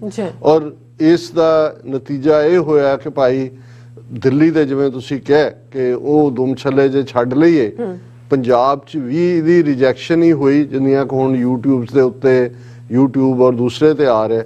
ਪਰ ਜਿਹੜੀ ਮੈਨੂੰ ਇਹ ਖੁਸ਼ੀ ਹੋਈ ਕਿ ਵੀ ਅੱਜ ਜਦੋਂ ਮੈਂ ਅਜੀਤ ਪੰਜਾਬੀ ਦੇ ਵਿੱਚ, ਮੈਨੂੰ ਇਹ ਸੀ ਕਿ ਵੀ ਇਹ ਆਉਣ ਵਾਲੇ ਦਿਨਾਂ 'ਚ ਵੱਡੇ ਪੈਮਾਨੇ ਤੇ ਪਿਕਚਰਸ ਕੱਢਣਗੇ ਜੀ, ਵੱਡੇ ਵੱਡੇ ਪੱਗਾਂ ਵਾਲੇ ਬੈਠੇ ਨੇ ਇਹਨਾਂ ਦੇ ਸਮਾਗਮਾਂ, ਜਾਂ ਹਾਲਾਂ ਬਾਹਰ ਇੱਕ ਬਾਈਕਾਟ ਦੀ ਕਾਲ ਦਿੱਤੀ ਗਈ ਸੀ, ਲਾਈਨ ਸੀ।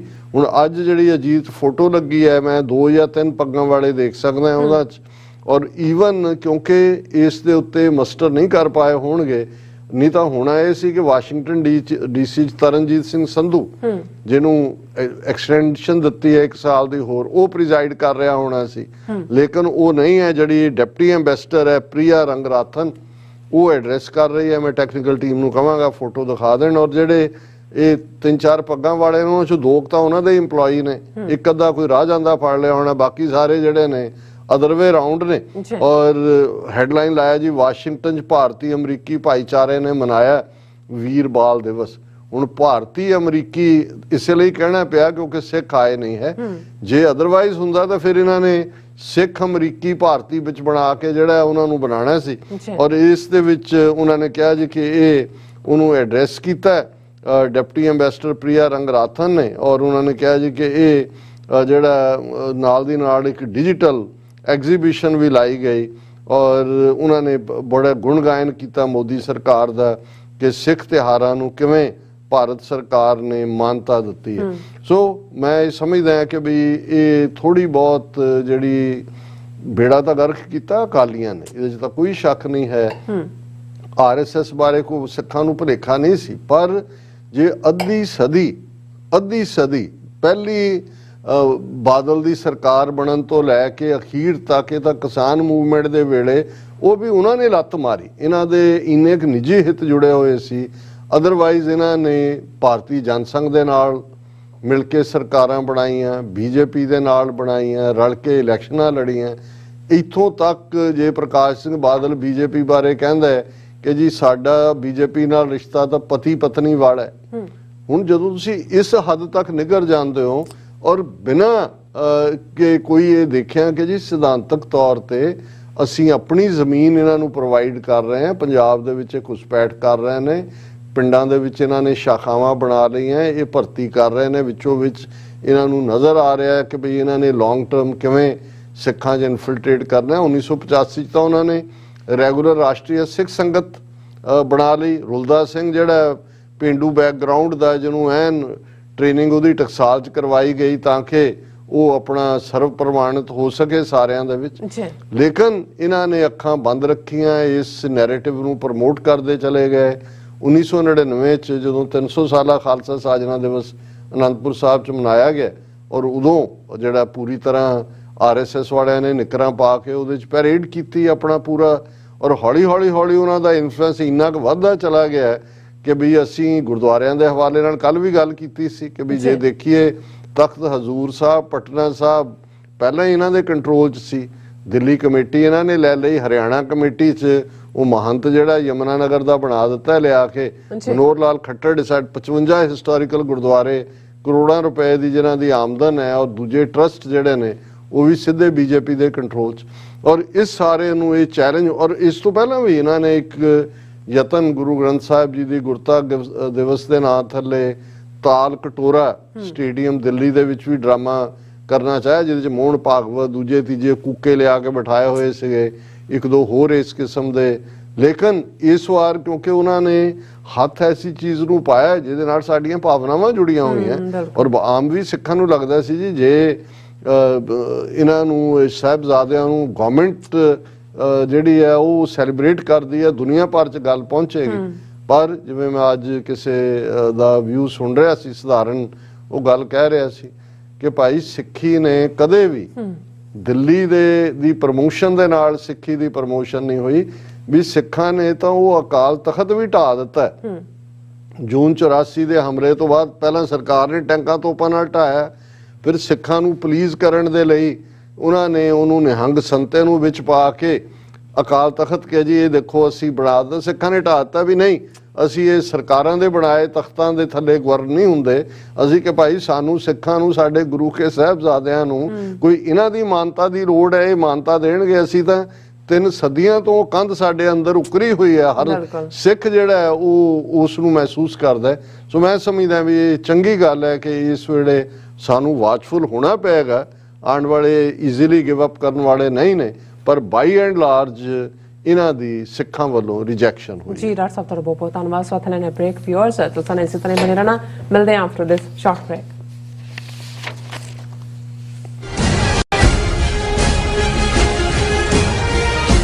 ਕੀ ਤੁਸੀਂ ਆਪਣੇ ਟੈਕਸਸ ਨੂੰ ਲੈ ਕੇ ਚਿੰਤਤ ਹੋ? ਤੁਸੀਂ ਆਪਣੀ ਕਮਾਈ ਲਈ ਮਿਹਨਤ ਕਰਦੇ ਹੋ, ਭਾਵੇਂ ਤੁਸੀਂ ਨੌਕਰੀ ਵਿੱਚ ਹੋਵੋ ਜਾਂ ਆਪਣਾ ਬਿਜ਼ਨਸ ਚਲਾਉਂਦੇ ਹੋ। ਜਦੋਂ ਟੈਕਸ ਭਰਨ ਦਾ ਸਮਾਂ ਆਉਂਦਾ ਹੈ ਤਾਂ ਤੁਹਾਨੂੰ ਇੱਕ ਭਰੋਸੇਯੋਗ ਟੈਕਸ ਅਕਾਊਂਟੈਂਟ ਦੀ ਲੋੜ ਹੈ ਜੋ ਟੈਕਸ ਬੈਲੈਂਸ ਦਾ ਤੁਹਾਡੇ ਪੱਖ ਵਿੱਚ ਜਾਣਾ ਯਕੀਨੀ ਬਣਾਵੇ। ਸਿਆਟਲ ਦੀ ਜਾਣੀ ਪਛਾਣੀ company accurate accountants and taxes ਤੁਹਾਡੀ ਸੇਵਾ ਵਿੱਚ ਹਾਜ਼ਰ ਹੈ। ਅਸੀਂ ਹਰ ਤਰ੍ਹਾਂ ਦੇ ਟੈਕਸ ਭਰਨ ਵਿੱਚ ਤੁਹਾਡੀ ਮਦਦ ਕਰਾਂਗੇ। ਟੈਕਸ ਸੰਬੰਧੀ ਕਿਸੇ ਵੀ ਤਰ੍ਹਾਂ ਦੇ ਸਵਾਲ ਲਈ ਅੱਜ ਹੀ ਸਾਡੇ ਤੱਕ ਪਹੁੰਚ ਕਰੋ। Accurate accountants and taxes. ਕੀ ਤੁਹਾਨੂੰ 30, 40 ਜਾਂ 50 ਦਿਨ ਵੇਟ ਕਰਨੀ ਪੈ ਰਹੀ ਹੈ ਤੁਹਾਡੇ ਚੈੱਕ ਲਈ? ਫਿਰ ਬ੍ਰੋਕਰਾਂ ਪਿੱਛੇ ਭੱਜਦੇ ਫਿਰਦੇ ਹੋ ਪੈਸੇ ਲਈ, ਬਹੁਤ ਜ਼ਿਆਦਾ ਟਾਈਮ ਵੇਸਟ ਹੋ ਜਾਂਦਾ ਇੱਦਾਂ ਤਾਂ। ਜੇ ਤੁਸੀਂ ਅੱਜ ਹੀ ਪੈਸੇ ਲੈਣੇ ਤਾਂ ਬੌਬਟੇਲ ਨੂੰ ਕਾਲ ਕਰੋ। ਬੌਬਟੇਲ ਤੁਹਾਡੀਆਂ ਇਨਵੌਇਸਿਸ ਸੇਮ ਡੇ ਫੰਡ ਕਰ ਸਕਦੇ ਹਨ for a small fee, no contract, no reserve and no hidden fees। ਅੱਜ ਹੀ ਕਾਲ ਕਰੋ ਬੌਬਟੇਲ ਨੂੰ ਤੇ ਤੁਹਾਡਾ ਪਹਿਲਾ ਮਹੀਨਾ ਫ੍ਰੀ। 410 204 2084। ਅਗੇਨ 410 204 2084।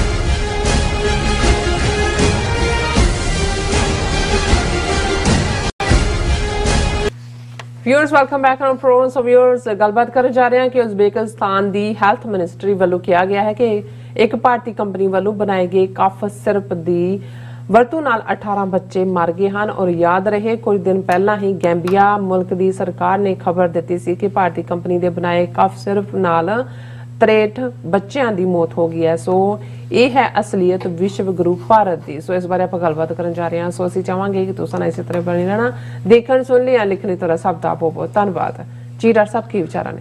ਦੇਖੋ, ਅਸੀਂ ਉਹਨਾਂ ਸਾਰੇ ਵੀਰਾਂ ਭੈਣਾਂ ਦਾ ਸ਼ੁਕਰੀਆ ਅਦਾ ਕਰਦੇ ਹਾਂ ਜਿਹੜੇ YouTube ਲਾਈਵ ਚੈਟ ਦੇ ਉੱਤੇ ਜਿਨ੍ਹਾਂ ਨੇ ਜੁਆਇਨ ਕੀਤਾ ਹੈ। ਵੀਰ ਜਗਸੀਰ ਸਿੰਘ ਸਿੱਧੂ 2 ਦਿਨ ਉਹ ਲਾਈਵ ਨਹੀਂ ਸੀ ਆਏ, ਉਹਨਾਂ ਨੇ ਕਿਹਾ ਮੈਂ ਬਿਜ਼ੀ ਸੀ, ਪਰ ਮੈਂ WhatsApp ਗਰੁੱਪ ਤੇ ਭੇਜ ਦਿੱਤਾ ਹੈ। ਭੈਣ ਜੀ ਸਰਬਜੀਤ ਕੌਰ ਕਿੰਗ ਐਲ ਦੀ ID ਤੋਂ, ਔਰ ਸਾਡੇ ਵੀਰ ਸਰ ਗੁਰਨਾਮ ਸਿੰਘ ਜਿਨ੍ਹਾਂ ਨੇ ਜਿਹੜਾ ਕਾਨੂੰਨ ਅਮਰੀਕਨ ਸੈਨੇਟ ਕਾਂਗਰਸ ਨੇ ਪਾਸ ਕੀਤਾ ਉਹਦੀ ਤਾਰੀਫ ਕੀਤੀ ਹੈ, ਸਭ ਦਾ ਸ਼ੁਕਰੀਆ। ਹੋਰ ਵੀ ਵੀਰ ਨੇ, ਔਰ ਸਾਡੇ ਵੀਰ ਜ਼ੁਬੈਰ ਯਾਕੂਬ ਉਹ ਫਿਕਰਮੰਦ ਨੇ, ਉਹਨਾਂ ਨੇ ਪੁੱਛਿਆ ਵੀ ਕੀ ਪਾਕਿਸਤਾਨ ਡਿਫਾਲਟ ਵੱਲ ਵੱਧ ਰਿਹਾ, ਔਰ ਖਬਰਾਂ ਤਾਂ ਯਾਕੂਬ ਸਾਹਿਬ ਫਿਕਰ ਦੇਣ ਵਾਲੀਆਂ ਨੇ, ਕਿਉਂਕਿ ਇਕੱਲਾ ਇਹੀ ਨਹੀਂ ਕਿ ਇਕਨੋਮਿਕਲੀ ਸਿਰਫ 4 ਜਾਂ 5 ਬਿਲੀਅਨ ਡਾਲਰ ਇਸ ਵੇਲੇ ਪਾਕਿਸਤਾਨ ਦੇ ਕੋਲ ਫੋਰਨ ਰਿਜ਼ਰਵ ਹੈ, ਪਰ ਇਸ ਨਾਲੋਂ ਵੀ ਵੱਧ ਇਕਨੋਮੀ ਦਾ ਤਾਂ ਜੋ ਚੱਲ ਹੀ ਰਿਹਾ ਹੈ ਔਰ ਉਹ ਡਿਫਾਲਟ ਵੱਲ ਵੱਧ ਰਿਹਾ ਹੈ। ਪਰ ਮੇਰਾ ਇਹ ਫਿਕਰ ਹੈ ਕਿ ਆਉਣ ਵਾਲੇ ਦਿਨਾਂ 'ਚ ਦਹਿਸ਼ਤਗਰਦੀ ਜਿਸ ਦੇ ਵਿੱਚ ਇੰਡੀਅਨ ਏਜੰਸੀਜ਼ ਵੀ ਪੂਰੀ ਤਰ੍ਹਾਂ ਐਕਟਿਵ ਨੇ,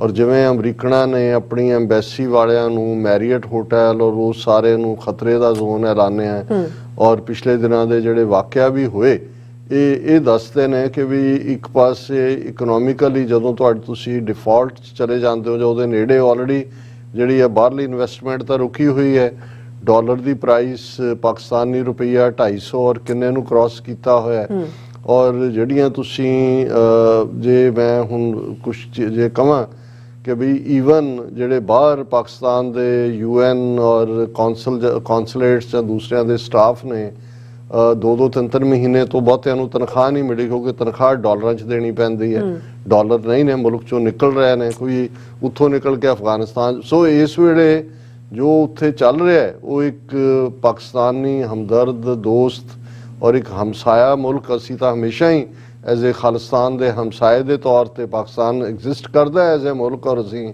ਵੈਲਵਿਸ਼ਰ ਹੈ ਕਿਉਂਕਿ ਪਾਕਿਸਤਾਨ ਦੀ ਸਟੇਬਿਲਿਟੀ ਖੁਸ਼ਹਾਲੀ ਸਾਡੇ ਲਈ ਬਹੁਤ ਅਹਿਮੀਅਤ ਰੱਖਦੀ ਹੈ, ਕਿਉਂਕਿ ਇੱਕ ਪਾਸੇ ਭਾਰਤ ਦੀ ਚੜ੍ਹ ਮੱਚਦੀ ਹੈ ਔਰ ਅਸੀਂ ਪਾਕਿਸਤਾਨ ਨੂੰ ਇੱਕ ਸਫਲ ਸਟੇਟ ਵਜੋਂ ਦੇਖਣਾ ਚਾਹੁੰਦੇ। ਸਾਡੇ ਲਈ ਇਹ ਫਿਕਰਮੰਦੀ ਦੀ ਗੱਲ ਹੈ, ਔਰ ਮੈਨੂੰ ਇਹ ਲੱਗਦਾ ਹੈ ਵੀ ਜੇ ਇਸ ਆਰਥਿਕ ਮੰਦਹਾਲੀ ਦੇ ਵਿੱਚ ਦਹਿਸ਼ਤਗਰਦੀ ਦਾ ਦੌਰ ਇਹ ਬਾਹਰਲੀਆਂ ਏਜੰਸੀਆਂ ਕਿਸੇ ਤਹਿਰੀਕੇ ਤਾਲਿਬਾਨ ਦੇ ਨਾਂ ਥੱਲੇ ਚਲਾ ਦੇਣ, ਕੋਈ ਜਿਹੜਾ ਇਸਲਾਮਿਕ ਸਟੇਟ ਖੁਰਾਸਾਨੀ ਦੇ ਥੱਲੇ ਚਲਾ ਦੇਣ, ਕੋਈ ਹੋਰ ਚਲਾ ਦੇਣ, ਸੋ ਇਸ ਵੇਲੇ ਜਿਹੜੀਆਂ ਚੰਗੀਆਂ ਵਾਈਬਸ ਨਹੀਂ ਆ ਰਹੀਆਂ। ਔਰ ਜਿਹੜੀ ਇਸ ਤੋਂ ਵੀ ਦੁਖਦਾਈ ਗੱਲ ਹੈ, ਸਾਰੀਆਂ ਹੀ ਸਿਆਸੀ ਧਿਰਾਂ, ਬੇਸ਼ੱਕ ਅਸੀਂ ਹਮੇਸ਼ਾ ਆਪਣੇ ਆਪ ਨੂੰ ਅੰਦਰੂਨੀ ਪੋਲਿਟਿਕਸ ਤੋਂ ਪਾਸੇ ਰੱਖ ਕੇ ਦੇਖਿਆ, ਮੈਂ ਸਮਝਦਾ ਹਾਂ ਕਿ ਵੀ ਜਦੋਂ ਕੋਈ ਚੀਜ਼ ਮੁਲਕ ਦੇ ਹਵਾਲੇ ਨਾਲ ਚੱਲ ਰਹੀ ਹੁੰਦੀ ਹੈ ਤੇ ਤੁਹਾਡੇ ਵਿਚਲਾ ਪੈਟਰੀਓਟਿਜ਼ਮ ਸਾਹਮਣੇ ਹੋਣਾ ਚਾਹੀਦਾ ਵੀ ਇਹਨੂੰ ਕਿਵੇਂ ਬਚਾਈਏ। ਲੇਕਿਨ ਇਸ ਵੇਲੇ ਸਾਰੇ ਹੀ ਉਹ ਉਸ ਬੇੜੇ ਤੇ ਸਵਾਰ ਲੁਟੇਰਿਆਂ ਵਾਂਗ ਨੇ ਜਿਹੜੇ ਉਸ ਬੇੜੇ ਦੀਆਂ ਕਿੱਲਾਂ ਕੱਢ ਰਹੇ ਨੇ ਜਿਸ ਬੇੜੇ ਦੇ ਉੱਤੇ ਉਹ ਸਵਾਰ ਨੇ, ਔਰ ਕੋਈ ਵੀ ਸਿਆਸੀ ਧਿਰ ਜਿਹੜੀ ਹੈ ਸਰਕਾਰੀ ਵੀ ਔਰ ਆਪੋਜੀਸ਼ਨ ਵਾਲੀ ਵੀ ਉਹ ਕੋਈ ਸੀਰੀਅਸ ਨਹੀਂ ਲੱਗਦੀ। ਉਹਨਾਂ ਨੂੰ ਆਪਣਾ ਪਿਆ ਹੋਇਆ ਕਿ ਜੀ ਇਹ ਤੇ ਉਹ ਆਪਣੇ ਸਿਆਸੀ ਗਿਣਤੀਆਂ ਮਿਣਤੀਆਂ ਕਰ ਰਹੇ ਨੇ ਜੀ ਕਿ ਉਹਨਾਂ ਦੀਆਂ ਕਿੰਨੀਆਂ ਸੀਟਾਂ ਮਿਲ ਜਾਣਗੀਆਂ, ਚੋਣਾਂ ਹੋਣਗੀਆਂ ਨਹੀਂ ਹੋਣਗੀਆਂ, ਹੋ ਜਾਣ ਕਿੰਨੀਆਂ। ਸੋ ਇਹ ਜਿਹੜਾ ਪਾਕਿਸਤਾਨ ਦੇ 22 ਕਰੋੜ ਆਵਾਮ ਲਈ ਕੋਈ ਚੰਗੀ ਗੱਲ ਨਹੀਂ ਹੈ, ਔਰ ਸਾਡੇ ਲਈ ਵੀ, ਔਰ ਅਸੀਂ ਹਮੇਸ਼ਾ ਹੀ ਫਿਕਰਮੰਦ ਵੀ ਹੁੰਦੇ ਆ, ਔਰ ਅਸੀਂ ਕਰ ਵੀ ਕੀ ਸਕਦੇ ਹਾਂ ਜੇ ਇਸ ਸਾਰੇ 'ਚ ਉਹ ਸਮਝਣ ਤੋਂ ਜਿਹੜੇ ਨੇ ਉਹ ਇਨਕਾਰੀ ਨੇ ਜਾਂ ਉਹਨਾਂ ਨੇ ਆਪਣੀ ਦਿਮਾਗ ਬੰਦ ਕੀਤੇ ਹੋਏ ਨੇ, ਜਿਨ੍ਹਾਂ ਨੂੰ ਮੁਲਕ ਨਜ਼ਰ ਨਹੀਂ ਆ ਰਿਹਾ, ਆਪਣੇ ਨਿੱਜੀ ਹਿੱਤ ਨਜ਼ਰ ਆ ਰਹੇ ਨੇ, ਤੇ ਇਹ ਦੁਖਦਾਈ ਗੱਲ ਹੈ। ਔਰ ਮੈਂ ਕਹਿਣਾ ਨਹੀਂ ਸੀ ਚਾਹੁੰਦਾ, ਪਰ ਹੁਣ ਕਿਉਂਕਿ ਜ਼ੁਬੈਰ ਯਾਕੂਬ ਸਾਹਿਬ ਨੇ ਇਹ ਕਿਹਾ ਕਿ ਜੀ ਕਹਿਣੇ में क्या हर्ज है, ਮੈਂ ਕਿਹਾ ਜੀ ਫਿਰ ਮੈਂ ਜੋ ਹਾਂ ਫਿਰ ਤਾਂ ਬੁੱਲੇ ਸ਼ਾਹ ਵਾਂਗੂ ਹੁੰਦਾ ਤਾਂ ਇਹੀ ਹੈ ਕਿ ਭਾਈ ਜੱਕ ਜੱਕ ਕੇ ਜੇਬਾ ਕਹਿੰਦੀ ਹੈ ਮੂੰਹ ਆਈ ਬਾਤ ਨਾ ਰਹਿੰਦੀ ਹੈ, ਹਾਲਾਤ ਠੀਕ ਨਹੀਂ ਹੈ। ਵਿਸ਼ਵ ਗੁਰੂ ਹੁਣ ਸਾਡੇ ਕਈ ਵਾਰੀ ਲਹਿੰਦੇ ਪੰਜਾਬ ਦਿਆਂ ਨੂੰ, ਕਿਉਂਕਿ ਵਿਸ਼ਵ ਲਫ਼ਜ਼ ਸੰਸਕ੍ਰਿਤ ਹਿੰਦੀ ਚੋਂ ਆਇਆ, ਵਿਸ਼ਵ ਗੁਰੂ ਸਾਰੀ ਦੁਨੀਆ ਦਾ ਗੁਰੂ, ਸੰਸਾਰ ਦਾ ਗੁਰੂ। ਭਾਰਤ ਉਹ ਤਾਂ ਕਹਿੰਦੇ ਨੇ ਬਣ ਗਿਆ, ਵਿਸ਼ਵ ਗੁਰੂ ਬਣ ਗਿਆ। ਅੱਛਾ, ਔਰ ਮੋਦੀ ਦੇ ਗੁਣ ਗਾਇਨ ਕਰਦੇ ਆ ਸੋ ਕਾਲਡ ਵੀਰਬਾਲ ਦਿਵਸ ਦੇ ਮੌਕੇ ਵੀ ਜਿਹੜਾ ਅਨਾਉਂਸਰ ਸੀ ਉਹ ਕਹਿ ਰਿਹਾ ਸੀ मोदी जी ने कोविड के चलते दुनिया को वैक्सीन दी। आज भारत की दवाइयां दुनिया भर में जहां जहां जरूरत है पहुंच रही हैं। भारत आज वहां दुनिया के भूखों को भी खिला रहा है। ये मोदी जी ने ही विश्व गुरु बना गुण ਤਾਂ ਉਹਦੇ ਗਾਣ ਕਰ ਰਿਹਾ ਸੀ। ਤੇ ਮੈਂ ਕਿਹਾ ਵੀ ਕਈ ਵਾਰ ਕੁਦਰਤ ਜਿਹੜੀ ਹੈ ਉਹ ਆਪਣੇ ਢੰਗ ਨਾਲ ਦੱਸ ਰਹੀ ਹੁੰਦੀ ਹੈ ਕਿ ਭਾਈ ਆਹ ਸ਼ੀਸ਼ਾ ਹੈ। ਬਿਲਕੁਲ। ਹੁਣ ਜਿਸ ਕੋਵਿਡ ਦੇ ਦੌਰਾਨ ਇਹਨਾਂ ਨੇ ਉੱਥੇ ਝੂਠ ਵੇਚ ਰਹੇ ਸੀ ਸਾਡੀ ਪਹਿਲਾਂ ਤਾਂ ਉਹ ਇਵੇਂ ਪ੍ਰੈਜ਼ੈਂਟ ਕੀਤਾ ਜਿਵੇਂ ਵੈਕਸੀਨ ਬਣਾਈ ਉਹਨਾਂ ਨੇ ਹੁੰਦੀ ਹੈ। ਬਾਅਦ ਚ ਹੋਇਆ ਕਿ ਭਾਈ ਉਹ ਕਿਉਂਕਿ ਸੀਰਮ ਸੈਂਟਰ ਉੱਥੇ ਰਹੇ ਨੇ ਬ੍ਰਿਟਿਸ਼ ਪੀਰੀਅਡ ਦੇ ਜਾਂ ਦੂਜੇ, ਨਾ ਉਹਨਾਂ ਨੇ ਕੋਈ ਕਾਰਡ ਕੱਢੀ ਨਾ ਬਣਾਈ ਹੈ, ਲੇਕਿਨ ਉੱਥੇ ਲੋਕ ਇਹੀ ਸਮਝਦੇ ਰਹੇ ਜੀ ਇਹਦੀ ਇਹ ਵੈਕਸੀਨ ਹੀ ਇੰਡੀਅਨ ਸਾਇੰਟਿਸਟ ਨੇ ਕੱਢ ਲਈ ਬਣਾ ਦਿੱਤੀ। ਬਾਅਦ ਚ ਉਸ ਤੋਂ ਮੁੱਕਰਨਾ ਪਿਆ ਉਹਨਾਂ ਨੂੰ। ਫਿਰ ਇਹ ਆਇਆ ਕਿ ਜੀ ਉਹਨਾਂ ਨੇ ਫਿਗਰ ਦਿੱਤੀ ਜੀ ਦੁਨੀਆ 'ਚ ਇੰਨੇ ਮਰ ਗਏ, ਸਾਡੇ ਸਿਰਫ 4.5 ਲੱਖ ਮਰੇ ਨੇ। ਉਹ ਜਦੋਂ ਵਰਲਡ ਹੈਲਥ ਆਰਗੇਨਾਈਜੇਸ਼ਨ ਨੇ ਫਿਗਰਸ ਕੱਢੀਆਂ, ਜਦੋਂ UN ਨੇ ਵੀ ਰਿਲੀਜ਼ ਕੀਤਾ ਕਿ ਵੀ ਜਿਹੜੇ 1.5 ਕਰੋੜ ਲੋਕ ਦੁਨੀਆ 'ਚ ਮਰੇ ਕੋਵਿਡ-19 ਦੇ ਨਾਲ, ਉਹਦੇ 'ਚ 43 ਲੱਖ ਇਕੱਲੇ ਭਾਰਤ ਦੇ ਵਿੱਚ ਮਰੇ, ਐਵਰੀ ਥਰਡ। ਫਿਰ ਵੀ ਮੁੱਕਰ ਗਏ। ਪਾਰਲੀਮੈਂਟ 'ਚ ਕਹਿੰਦੇ ਉਹਨਾਂ ਦਾ ਹੈਲਥ ਮਿਨਿਸਟਰ ਕਹਿੰਦਾ ਇੱਕ ਵੀ ਕੇਸ ਰਿਕਾਰਡ 'ਚ ਨਹੀਂ ਹੈਗਾ ਜਿਹਦੇ 'ਚ ਕਿ ਆਕਸੀਜਨ ਡੈਫੀਸ਼ੀਐਂਸੀ ਨਾਲ ਜਾਂ ਆਕਸੀਜਨ ਦੀ ਕਮੀ ਨਾਲ ਕੋਈ ਮਰਿਆ। ਹੁਣ ਇਸ ਤੋਂ ਵੱਡਾ ਝੂਠ ਤਾਂ ਹੋਰ ਕੀ ਹੋ ਸਕਦਾ। ਹੁਣ ਜਦੋਂ ਅਜੇ ਉਹ 2 ਦਿਨ ਪਹਿਲੇ ਕਹਿ ਰਿਹਾ ਸੀ ਜੀ ਅਸੀਂ ਦੁਨੀਆ ਨੂੰ ਮੈਡੀਸਨ ਸਪਲਾਈ ਵਾਲਾ ਵੀ ਮੁਲਕ ਬਣ ਗਿਆ, ਹਾਲਾਂ ਇੱਕ ਖਬਰ ਗੈਂਬੀਆ ਨਿੱਕਾ ਜਿਹਾ ਮੁਲਕ ਹੈ, ਉਦੋਂ ਕੋਈ ਬਹੁਤੀ ਖਬਰ ਬਣੀ ਵੀ।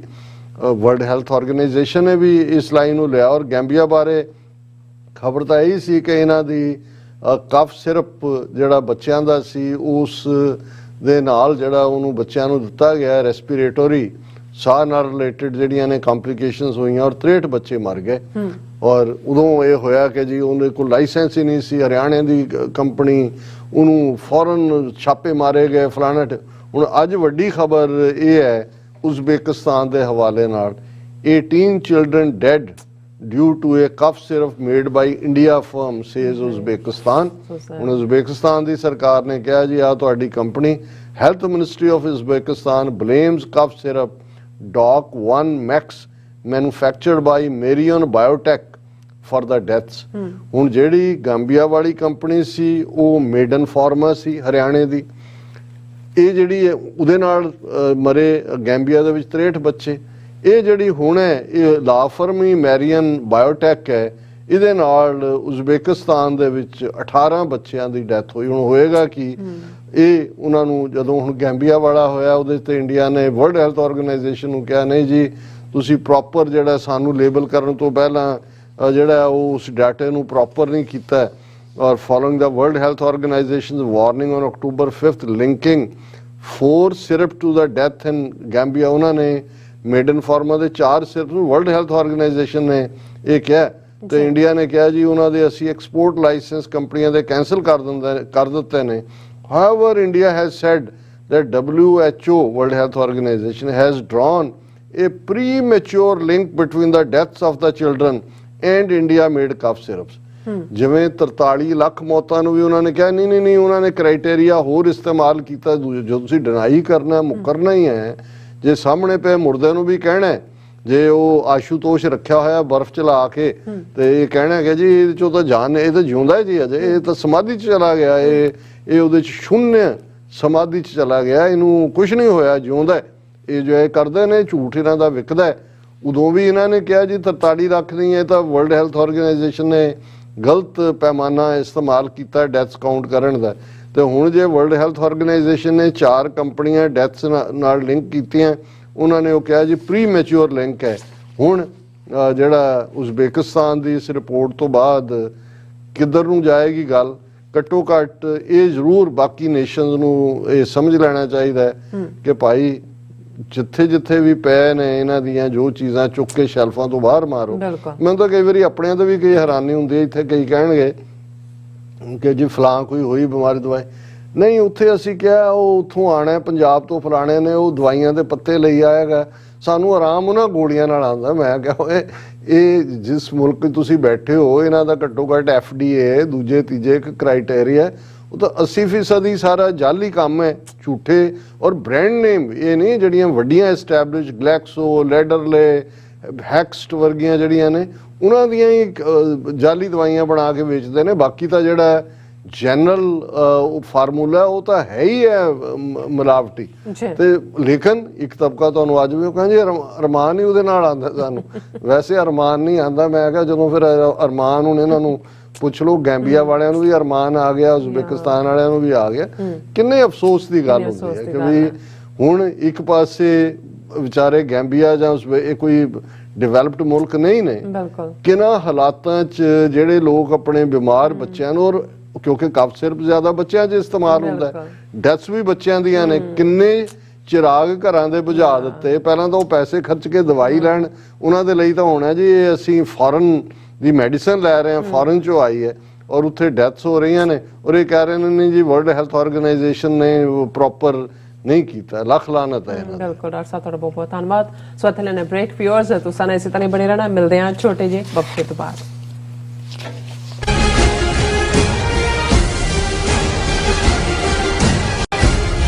ਕੀ ਤੁਸੀਂ ਰੋਜ਼ਾਨਾ ਕੰਮ ਤੇ ਆਪਣਾ ਵਧੇਰੇ ਸਮਾਂ ਬਿਤਾਉਣ ਤੋਂ ਪਰੇਸ਼ਾਨ ਹੋ?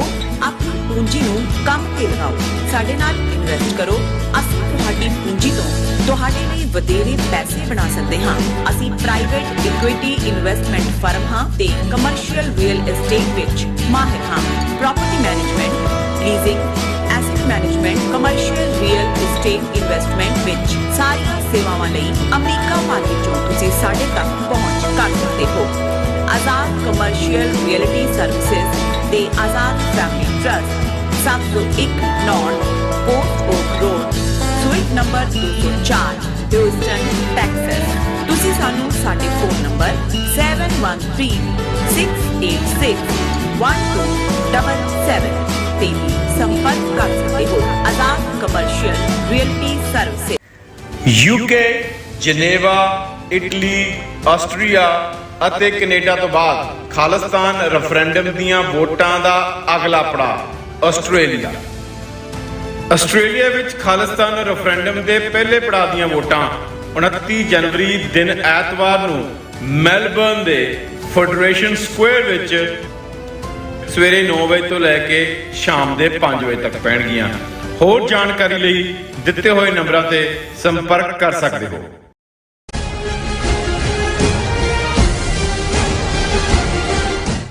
Viewers welcome back on programme. So viewers ਗੱਲਬਾਤ ਕਰਨ ਜਾ ਰਹੇ ਹਾਂ ਕਿ ਭਾਰਤੀ ਏਜੰਸੀਆਂ ਵੱਲੋਂ ਭਾਰਤੀ ਮੀਡੀਆ ਵਿੱਚ ਬਹੁਤ ਸਾਰੀਆਂ ਝੂਠੀਆਂ ਖਬਰਾਂ ਪਲਾਂਟ ਕਰਵਾਈਆਂ ਜਾ ਰਹੀਆਂ ਨੇ। ਇੱਕ ਪਾਸੇ ਪਾਕਿਸਤਾਨ ਤੋਂ ਆਉਣ ਵਾਲੇ ਡਰੋਨਸ ਨੂੰ ਹਥਿਆਰਾਂ ਤੇ ਡਰੱਗਸ ਲਈ ਦੋਸ਼ੀ ਠਹਿਰਾਇਆ ਜਾ ਰਿਹਾ ਹੈ, ਔਰ ਦੂਸਰੇ ਪਾਸੇ ਪੰਜਾਬ ਵਿਚਲੀ ਅੰਮ੍ਰਿਤ ਸੰਚਾਰ ਲਹਿਰ ਨੂੰ ਅੱਤਵਾਦ ਦੇ ਉਭਾਰ ਨਾਲ ਜੋੜਿਆ ਜਾ ਰਿਹਾ ਹੈ, ਔਰ ਅੰਮ੍ਰਿਤਪਾਲ ਸਿੰਘ ਨੂੰ ਇੱਕ ਵਿਲਨ ਵਜੋਂ ਪੇਸ਼ ਕੀਤਾ ਜਾ ਰਿਹਾ ਹੈ। ਸੋ ਸਮੁੱਚਾ ਮਕਸਦ ਖਾਲਿਸਤਾਨ ਦੀ ਕੈਂਪੇਨ ਨੂੰ ਬਦਨਾਮ ਕਰਨਾ ਹੈ ਤਾਂ ਕਿ ਇੱਕ ਹੋਰ ਨਸਲਕੁਸ਼ੀ ਦਾ ਰਾਹ ਪੱਧਰਾ ਕੀਤਾ ਜਾਵੇ। ਸੋ ਇਸ ਬਾਰੇ ਆਪਾਂ ਗੱਲਬਾਤ ਕਰਨ ਜਾ ਰਹੇ ਹਾਂ। ਸੋ ਅਸੀਂ ਚਾਹਾਂਗੇ ਕਿ ਤੁਸੀਂ ਇਸੇ ਤਰ੍ਹਾਂ ਬਣੇ ਰਹਿਣਾ। ਦੇਖਣ ਸੁਣਨ ਲਿਖਣ ਲਈ ਤੁਹਾਡਾ ਸਭ ਦਾ ਬਹੁਤ ਬਹੁਤ ਸ਼ੁਕਰੀਆ ਜੀ। ਡਾਕਟਰ ਸਾਹਿਬ ਕੀ ਵਿਚਾਰ ਹੈ? ਦੇਖੋ, ਅਸੀਂ ਫੇਸਬੁੱਕ ਤੇ ਵੀ ਲਾਈਵ ਚੈਟ ਸ਼ਾਮਲ ਸਾਡੇ ਵੀਰਾਂ ਦਾ ਸ਼ੁਕਰੀਆ ਅਦਾ ਕਰਦੇ ਹਾਂ। ਸੋਹਣ ਸਿੰਘ ਮਾਇਲ, ਵੀਰ ਜਸਪੀਰ ਸਿੰਘ, ਬਲਿਹਾਰ ਸਿੰਘ ਕੰਗ, ਜਸਵੰਤ ਸਿੰਘ ਵਿਰਦੀ, ਔਰ ਜਿਵੇਂ ਵੀਰ ਜਸਪੀਰ ਸਿੰਘ ਜਿਹੜੇ ਸਾਡੇ ਰੈਗੂਲਰ ਵਿਊਅਰ ਨੇ, ਐਡਮਾਇਰਰ ਨੇ ਔਰ ਸਪੋਰਟਰ ਨੇ ਜੀ, ਉਹਨਾਂ ਦਾ ਇਹ ਕਹਿਣਾ ਕਿ now Khalistan referendum only best way to get Khalistan from blood ਸਕਰ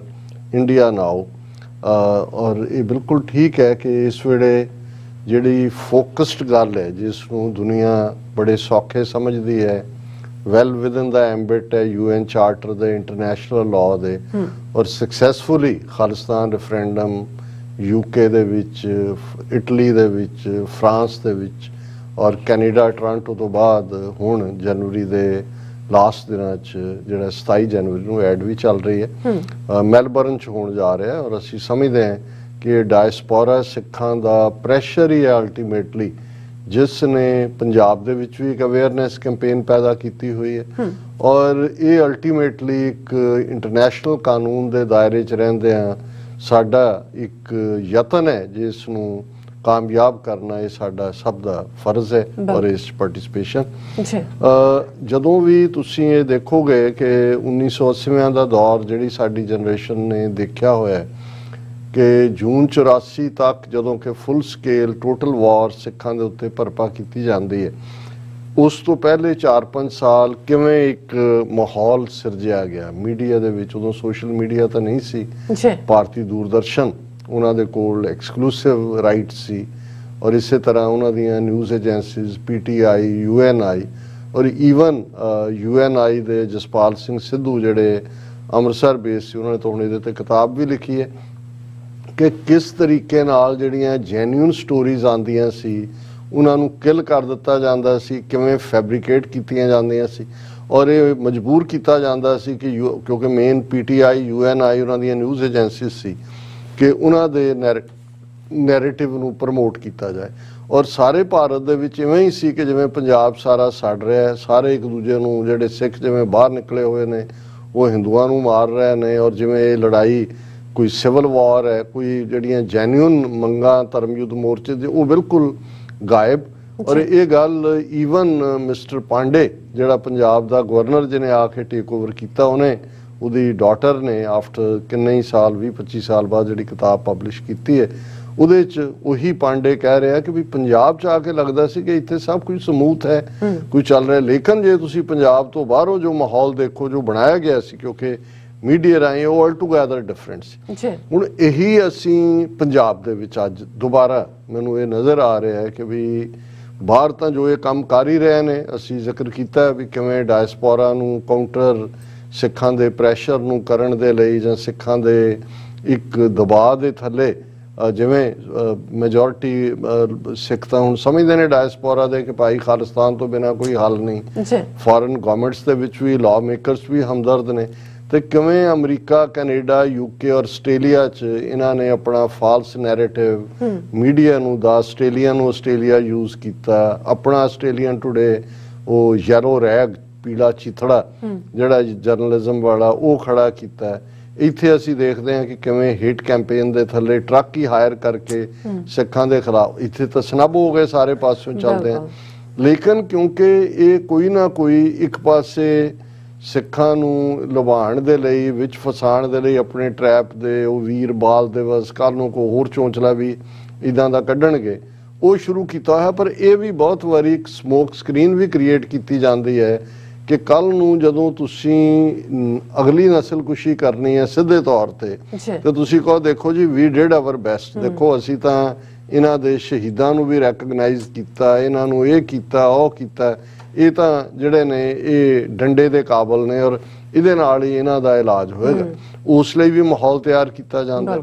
ਫਿਰ ਕਿਉਂਕਿ ਪਾਕਿਸਤਾਨ ਦੇ ਉੱਤੇ ਜਦੋਂ ਬੜਾ ਸੌਖਾ ਹੈ ਤੁਸੀਂ ਖਾਲਿਸਤਾਨ ਦੀ ਮੂਵਮੈਂਟ ਨੂੰ ਅੱਤਵਾਦ ਨਾਲ ਜੋੜੋ, ਅੱਤਵਾਦ ਨੂੰ ਪਾਕਿਸਤਾਨ ਦੀ ISI ਨਾਲ ਜੋੜੋ, ਫਿਰ ਪਾਕਿਸਤਾਨ ਦੇ ਨਾਲ ਤੁਸੀਂ ਉਹ ਸਾਰੇ ਨੂੰ ਜੋੜ ਕੇ ਬਾਹਰਲਿਆਂ ਨੂੰ ਵੀ ਜੋੜੋ, ਔਰ ਜੇ ਪੰਜਾਬ ਵਾਲਿਆਂ ਨੇ ਜਿਹੜੇ ਆਪਣਾ ਵੀ ਇੱਕ ਤਬਕਾ ਹੈ ਉਹਨਾਂ ਨੂੰ ਵੀ ਕਹਿਣਾ ਜੀ ਇਹ ਤਾਂ ਬਾਹਰ ਬੈਠੇ ਬੜੇ ਆਪਣੇ ਆਰਾਮ ਦੀ ਜ਼ਿੰਦਗੀ ਜੀ ਰਹੇ ਨੇ, ਤਾਂ ਪਾਕਿਸਤਾਨ ਨੇ ਖੜੇ ਕੀਤੇ ਹੋਏ ਨੇ ਕੁਝ ਲੋਕ, ਉਹ ਇਸ ਨੂੰ ਕਰ ਰਹੇ ਨੇ। ਹੁਣ ਇੱਕ ਪਾਸੇ ਤਾਂ ਅਸੀਂ ਦੇਖਦੇ ਹਾਂ ਵੀ ਪੰਜਾਬ ਦੇ ਵਿੱਚ ਆ ਹੁਣ ਲੱਖਾਂ ਸਿੱਖ ਇਕੱਠੇ ਹੋਏ ਫਤਿਹਗੜ੍ਹ ਸਾਹਿਬ, ਲੱਖਾਂ ਚਮਕੌਰ ਸਾਹਿਬ ਹੋਏ, ਕੋਈ ਜਿਹੜੀ ਅਣਸੁਖਾਵੀਂ ਘਟਨਾ ਨਹੀਂ ਵਾਪਰੀ, ਕੋਈ ਕਿਸੇ ਨੂੰ ਕੁਝ ਨਹੀਂ ਕਹਿੰਦਾ ਹੈ।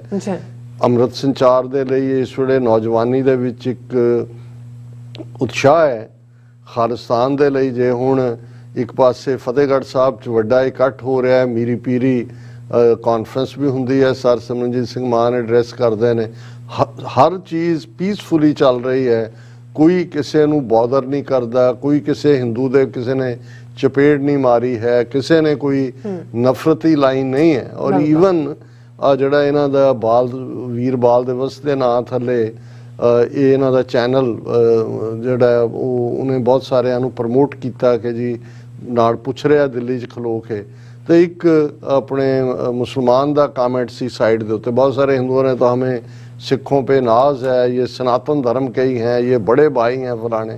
उन्हें क्या भी आफरीन है भी इन्ने 100 कामेंट ने ਜਾਂ इन्ने कामेंट ਕਰਨ ਵਾਲੇ ਕਿਸੇ ਦੇ ਸਿੱਖ ਦੇ ਮੂੰਹੋਂ ਨਫ਼ਰਤ ਦਾ ਲਫ਼ਜ਼ ਨਹੀਂ ਨਿਕਲਿਆ। ਇਹ ਦਿੱਲੀ ਦੇ ਉਹਨਾਂ ਸਿੱਖਾਂ ਦੀ ਗੱਲ ਕਰ ਰਹੇ ਜਿਹੜੇ ਉੱਥੇ ਮੌਜੂਦ ਨੇ ਜਾ ਕੇ, ਜਿਹੜੇ ਉਹ ਵੀਰਬਾਲ ਦੇ ਵਿੱਚ ਪਾਰਟਿਸਿਪੇਟ ਕਰਦੇ ਨੇ, ਵੀ ਕਿਸੇ ਨੇ ਉਹ ਕਹਿੰਦਾ ਵੀ ਇਹੀ ਹਿੰਦੂ ਤਵੀਆਂ ਦਾ ਹੁੰਦਾ ਏਜੰਡਾ, ਤਾਂ ਉਹਨਾਂ ਨੇ ਕੁਛ ਦਾ ਕੁਛ ਬਣਾਇਆ ਹੋਣਾ। ਹੁਣ ਇਸ ਸਭ ਦੇ ਚਲਦਿਆਂ ਵੀ ਕਿ ਕੋਈ ਨਫ਼ਰਤੀ ਲਾਈਨ ਨਹੀਂ ਹੈ ਪੰਜਾਬ ਦੇ ਵਿੱਚ, ਉਹ ਇਸ ਕਿਸਮ ਦਾ ਮਾਹੌਲ ਸਿਰਜ ਰਹੇ ਨੇ ਸੋਸ਼ਲ ਮੀਡੀਆ ਤੇ। ਤਾਂ ਜਦੋਂ ਦਾ ਉਹ ਸੂਰ ਦਾ ਬੱਚਾ ਕੀ ਹੈ ਅੰਮ੍ਰਿਤਸਰ ਵਾਲਾ ਅਮਿਤ ਸੂਰੀ ਕੀ ਨਾਂ ਸੀਗਾ ਉਹਦਾ, ਉਹ ਸਜ਼ਾ ਯਾਫਤਾ ਹੋਇਆ, ਉਸ ਤੋਂ ਬਾਅਦ ਉਹਦੇ ਤੇ ਤਾਂ ਥੋੜੀ ਜਿਹੀ ਠੱਲ ਪਈ ਹੋਈ ਹੈ। ਹੁਣ ਮੈਂ ਦੋ ਖਬਰਾਂ ਮੇਨਲੀ ਮੇਰੀ ਨਜ਼ਰ 'ਚ ਜਦੋਂ ਗੁਜ਼ਰੀਆਂ ਔਰ ਮੈਨੂੰ ਹੈਰਾਨੀ ਹੋਈ ਕਿ ਦਾ ਹਿੰਦੂ ਵਰਗਾ ਅਖਬਾਰ ਵੀ ਜਿਹਨੂੰ ਰਿਲੇਟਿਵਲੀ ਮੈਂ ਸਮਝਦਾ ਵੀ ਇਹ ਸਾਊਥ 'ਚ ਬੈਠੇ ਨੇ ਔਰ ਇਹਨਾਂ ਦੀ ਫੇਅਰ ਕਵਰੇਜ ਹੁੰਦੀ ਹੈ। ਮੈਂ ਸਬਸਕ੍ਰਾਈਬ ਕੀਤਾ ਹੋਇਆ ਇਸ ਅਖਬਾਰ ਨੂੰ ਇਸ ਲਈ ਕਿ ਮੈਨੂੰ ਇਹ ਲੱਗਦਾ ਹੁੰਦਾ ਕਿ ਬਈ ਇਹਦੇ 'ਚ ਵੀ ਇੱਕ ਆਲਮੋਸਟ 5-6 ਸਫ਼ੇ ਦੀ ਪੂਰੀ ਸਟੋਰੀ ਵਿਕਾਸ ਵਾਸੂਦੇਵਾ ਦੇ ਥੱਲੇ ਔਰ ਉੱਤੇ headline separatist strains resurface in Punjab. ਹੁਣ ਕਿਉਂਕਿ ਅੱਜ ਕੱਲ ਕੋਵਿਡ-19 ਦੀ ਨਵੀਂ ਮਿਊਟੇਸ਼ਨ ਦੀ ਗੱਲ ਹੋ ਰਹੀ ਹੈ, ਮੈਂ ਜਦੋਂ ਟਾਈਟਲ ਪੜ੍ਹਿਆ ਉਦੋਂ ਮੈਂ ਔਰ ਉਹਦੇ ਤੇ ਮੈਨੂੰ ਲੱਗਾ ਵੀ ਸ਼ਾਇਦ ਇਹ ਪੰਜਾਬ ਦੇ ਵਿੱਚ ਕੋਈ ਇਸੇ ਤਰ੍ਹਾਂ ਉਹ ਚਾਈਨਾ 'ਚ ਅੱਜ ਕੱਲ ਫਿਰ ਉਹਦਾ ਜ਼ੋਰ ਪਿਆ ਹੋਇਆ ਵੀ ਉਸੇ ਕਿਸੇ ਸਟ੍ਰੇਨ ਦੀ ਗੱਲ ਕਰ ਰਿਹਾ ਕੋਈ ਕੋਵਿਡ ਦੇ separatist strains resurface in Punjab ਔਰ 5 ਸਫ਼ੇ ਦੀ ਸਟੋਰੀ ਕਿ ਭਾਈ ਇਹ 29 ਸਾਲ ਦਾ ਜਿਹੜਾ ਸਿੱਖ ਪ੍ਰਚਾਰਕ ਹੁਣ ਲਿਖ ਰਹੇ ਨੇ ਅੰਮ੍ਰਿਤਪਾਲ ਸਿੰਘ, ਜਿਹੜਾ ਮਿਲੀਟੈਂਟ ਜਰਨੈਲ ਸਿੰਘ ਪਿੰਡਾਂ ਵਾਲਿਆਂ ਦੀ ਤਰਜ਼ ਤੇ ਡਰੈਸ ਅਪ ਹੁੰਦਾ ਹੈ, ਉਹ ਇਸ ਵੇਲੇ ਇਨਸਪੀਰੇਸ਼ਨ ਬਣ ਗਿਆ ਹੈ ਔਰ ਪੰਜਾਬ ਦੇ ਵਿੱਚ ਇੱਕ ਬੜਾ ਟਰਮੋਇਲ ਪੈਦਾ ਹੋ ਰਿਹਾ ਹੈ। ਔਰ ਇਸ ਵੇਲੇ ਜਿਹੜਾ ਜੋ ਹਾਲਾਤ ਨੇ, ਜੇ ਆਮ ਆਦਮੀ ਪਾਰਟੀ ਦੀ ਸਰਕਾਰ ਨੇ ਕਾਬੂ ਨਾ ਕੀਤਾ ਤੇ ਪੰਜਾਬ ਵਾਪਸ 1980 ਦੇ ਦੌਰ ਦੇ ਵਿੱਚ ਚਲਾ ਜਾਏਗਾ। ਔਰ ਉਹਦੇ 'ਚ ਫਿਰ ਪੂਰੀ ਸਟੋਰੀ ਜਿਹੜੀ ਹੈ ਉਹ ਵਾਰਿਸ ਪੰਜਾਬ ਦੇ ਔਰ ਖਾਲਸਾ ਵਹੀਰ ਔਰ ਉਸ ਸਾਰੇ ਦੇ ਨਾਲ ਜੋੜ ਕੇ ਔਰ ਫਿਰ ਇਹ ਕਹਿ ਕੇ ਕਿ ਜੀ ਦੇਖੋ ਇਹ ਜਿਹੜੇ ਨੇ ਗਲੋਰੀਫਿਕੇਸ਼ਨ ਆਫ ਵੈਪਨਸ ਕਰ ਰਹੇ ਨੇ।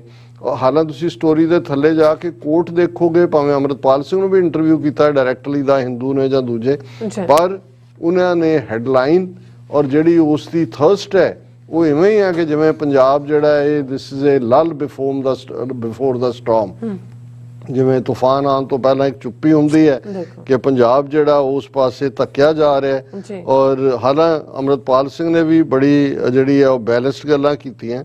ਉਹਨਾਂ ਨੇ ਕਿਹਾ ਕਿ ਜੀ ਇਹ ਜੋ ਸਾਡੇ ਨਾਲ ਧੱਕਾ ਹੋ ਰਿਹਾ ਦਿੱਲੀ ਵੱਲੋਂ ਔਰ ਦੂਜੇ ਵੱਲੋਂ, ਅਸੀਂ ਤਾਂ ਉਹਦੇ ਖਿਲਾਫ ਆਵਾਜ਼ ਉਠਾ ਰਹੇ ਹਾਂ।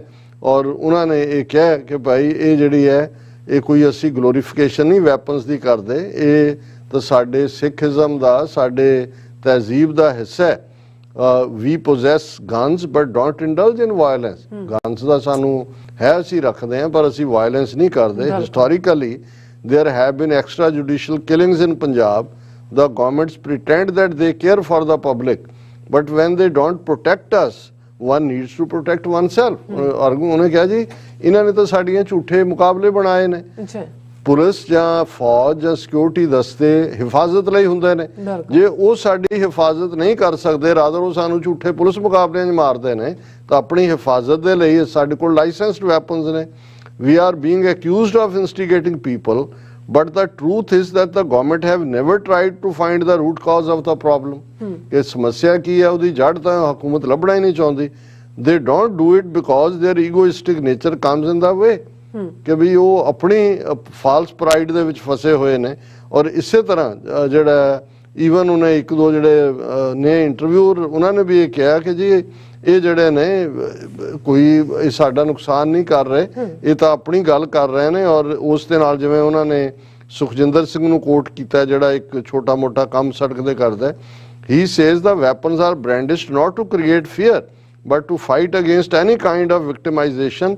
They are doing this as part of ਮਰਿਆਦਾ। ਉਹਨੇ ਕਿਹਾ ਜੀ ਇਹ ਤਾਂ ਗੁਰੂ ਨੇ ਸਾਨੂੰ ਸ਼ਸਤਰ ਦਿੱਤੇ ਹੋਏ ਨੇ ਔਰ ਅਸੀਂ ਜਿਹੜਾ ਇਹ ਸਾਰੇ ਦੇ ਉੱਤੇ ਕਰ ਰਹੇ ਹਾਂ, ਪਰ ਅਸੀਂ ਇਹ ਜਿਹੜੇ ਹਿੰਸਾ ਕਰਨ ਵਾਲੇ ਨੇ ਇਹ ਤਾਂ ਨੌਨ ਵਾਇਲੈਂਸ ਦਾ ਮੰਤਰ ਜਪਦੇ ਨੇ ਪਰ ਕਰਦੇ ਹਿੰਸਾ ਨੇ। ਤੇ ਅਸੀਂ ਜਿਹੜਾ ਅਸੀਂ ਕੋਈ ਮਾਸਕ ਨਹੀਂ ਪਾਈ ਹੋਈ ਨੌਨ ਵਾਇਲੈਂਸ ਦੀ ਵਿਦਆਊਟ। ਉਹਨਾਂ ਨੇ ਕਿਹਾ ਜੀ ਇਹ ਸਟੇਟ ਕੀ ਕਰਦੀ ਹੈ? ਉਹਨੇ ਕਿਹਾ ਜੀ violence is neither good nor bad, violence is violence. The state also does violence. ਕਿ ਜਦੋਂ ਸਟੇਟ ਵਾਇਲੈਂਸ ਕਰੇਗੀ ਫਿਰ ਅਸੀਂ ਚੁੱਪ ਕਰਕੇ ਅਸੀਂ ਕੋਈ ਨੌਨ ਵਾਇਲੈਂਸ ਦਾ ਨਕਾਬ ਨਹੀਂ ਜਿਹੜਾ ਮਖੌਟਾ ਨਹੀਂ ਪਾਇਆ ਹੋਇਆ, ਅਸੀਂ ਵੀ ਫਿਰ ਜਿਹੜਾ ਉਹ ਉਸ ਦਾ ਜਵਾਬ ਦੇਵਾਂਗੇ। ਔਰ ਇਹ ਉਹਨਾਂ ਨੇ ਕਿਹਾ ਵੀ ਬਾਕੀ ਸਟੇਟ ਕੀ ਕਰਦੀ ਹੈ, ਉਹ ਵੀ ਇਹੀ ਕੋਰਟਸ ਪੁਲਿਸ ਇਹ ਵੀ ਵਾਇਲੈਂਸ ਦਾ ਤਰੀਕਾ ਹੈ। ਕਿ ਜਦੋਂ ਉਹਨਾਂ ਨੇ ਕਿਹਾ ਕਿ ਭਾਈ ਇਹ ਸਿਸਟਮ ਫੇਲ ਹੁੰਦਾ ਹੈ ਦੈਨ ਲੋਕਾਂ ਨੂੰ ਆਪਣੀ ਹਿਫਾਜ਼ਤ ਦੇ ਲਈ ਹਥਿਆਰ ਰੱਖਣੇ ਪੈਂਦੇ ਨੇ। ਪਰ ਇਹ 5-6 ਸਫ਼ੇ ਦੀ story with the title separatist strains resurface in Punjab the Hindu 'ਚ ਛਪਣਾ ਮੈਨੂੰ ਲੱਗਾ ਕਿ ਵੀ ਇਹ ਜਿਹੜੀ ਹੈ ਇਹ ਉਸ ਪਾਸੇ ਲਿਜਾ ਰਿਹਾ। ਫਿਰ ਇਕੱਲਾ ਇਹੀ ਨਹੀਂ ਹੈ, ਟ੍ਰਿਬਿਊਨ ਦੀ ਜਦੋਂ ਮੈਂ ਦੂਸਰੀ ਸਟੋਰੀ ਦੇਖਦਾ, drone activity along international border in Punjab increased nearly 4 times over last year, reveals BSF data. ਹੁਣ ਉਹ ਇਹ ਕਹਿੰਦੇ ਨੇ ਕਿ ਜੀ ਇਸ ਵਰਾ 2022 ਮੁੱਕਣ ਵਾਲਾ ਹੈ ਕਿ ਵੀ 254 ਡਰੋਨਸ ਪਾਕਿਸਤਾਨ ਤੋਂ ਆਏ। ਇਹ ਪਿਛਲੇ ਸਾਲ 2021 ਚ 67 ਸੀਗੇ। ਹੁਣ ਇਹ ਇੰਨੇ ਗੁਣਾ ਜਿਹੜੇ ਨੇ 4 ਗੁਣਾ ਇਹਨਾਂ ਦੀ ਗਿਣਤੀ ਵੱਧ ਗਈ ਹੈ ਔਰ ਉਹਦੇ ਚੋਂ ਅਸੀਂ ਇੰਨੇ ਸ਼ਾਟ ਡਾਊਨ ਕੀਤੇ। ਔਰ ਇਹ ਕਿਉਂਕਿ 4 ਸਟੇਟਾਂ ਦਾ ਬਾਰਡਰ ਲੱਗਦਾ ਹੈ ਪਾਕਿਸਤਾਨ ਦੇ ਨਾਲ, ਪੰਜਾਬ, ਰਾਜਸਥਾਨ, गुजरात और एक होर स्टेट है जम्मू कश्मीर। और लेकिन सब तो ज़्यादा ਜਿਹੜੇ ਡਰੋਨ ਨੇ ਉਹ ਪੰਜਾਬ ਚ ਆ ਰਹੇ ਨੇ ਔਰ ਉਹ ਆ ਕੇ ਅਸਲਾ ਸੁੱਟਦੇ ਨੇ, ਦੂਜਾ ਕਰਦੇ ਨੇ। ਸੋ ਇਹਨੂੰ ਉਹਨਾਂ ਨੇ ਪੂਰਾ ISI ਦੇ ਨਾਲ ਜੋੜ ਕੇ ਸਟੋਰੀ ਪੂਰੀ ਬਿਲਡ ਕੀਤੀ ਹੋਈ ਹੈ। ਸੋ ਜਦੋਂ ਕਿਉਂਕਿ ਇਹ ਸ਼ਾਇਦ ਜਿਹੜੀ ਯੰਗਰ ਜਨਰੇਸ਼ਨ ਹੈ ਉਹਨਾਂ ਨੂੰ ਇਹਦੇ ਚੋਂ ਕੋਈ ਬਹੁਤਾ ਨਜ਼ਰ ਨਾ ਆਏ ਵੀ ਅਸੀਂ ਇਹ ਰੋਜ਼ ਕੀ ਕਹਿ ਦਿੰਦੇ ਆ ਕਿ ਜੀ ਇੱਕ ਜੈਨੋਸਾਈਡ ਜਿਹੜਾ ਸਿਰ ਦੇ ਉੱਤੇ ਮੰਡਰਾ ਰਿਹਾ। ਮੈਨੂੰ ਇਹ ਲੱਗਦਾ ਹੈ ਕਿ ਵੀ ਹਾਲ ਦੀ ਘੜੀ ਉਹਨਾਂ ਨੇ ਇਸ ਸਾਰੇ ਨੂੰ ਬੇਸ਼ੱਕ ਬਾਲ ਦਿਵਸ ਤੇ ਫਲਾਣੇ ਟਮਕੇ ਦੇ ਥੱਲੇ ਉਹ ਲੋਲੀਪੌਪ ਫੜਾ ਕੇ ਦੇਖ ਰਹੇ ਨੇ ਅਬਜ਼ਰਵ, ਪਰ ਏਜੰਸੀਆਂ ਕਿਸੇ ਹੋਰ ਖੇਡ ਦੇ ਲਈ ਤਿਆਰ ਹੋ ਰਹੀਆਂ। ਬਿਲਕੁਲ ਡਾਕਟਰ ਸਾਹਿਬ, ਤੁਹਾਡਾ ਬਹੁਤ ਬਹੁਤ ਧੰਨਵਾਦ। ਸਵਾਤੀ ਲੈਣੇ ਬ੍ਰੇਕ ਵਿਊਅਰਸ, ਤੁਸੀਂ ਕਿਤੇ ਨਹੀਂ ਜਾਣਾ, ਮਿਲਦੇ ਹਾਂ ਆਫਟਰ ਦਿਸ ਸ਼ਾਰਟ ਬ੍ਰੇਕ। ਕੀ ਤੁਹਾਨੂੰ 30, 40 ਜਾਂ 50 ਦਿਨ ਵੇਟ ਕਰਨੀ ਪੈ ਰਹੀ ਹੈ ਤੁਹਾਡੇ ਚੈੱਕ ਲਈ? ਫਿਰ ਬ੍ਰੋਕਰਾਂ ਪਿੱਛੇ ਭੱਜਦੇ ਫਿਰਦੇ ਹੋ ਪੈਸੇ ਲਈ, ਬਹੁਤ ਜ਼ਿਆਦਾ ਟਾਈਮ ਵੇਸਟ ਹੋ ਜਾਂਦਾ ਇੱਦਾਂ ਤਾਂ।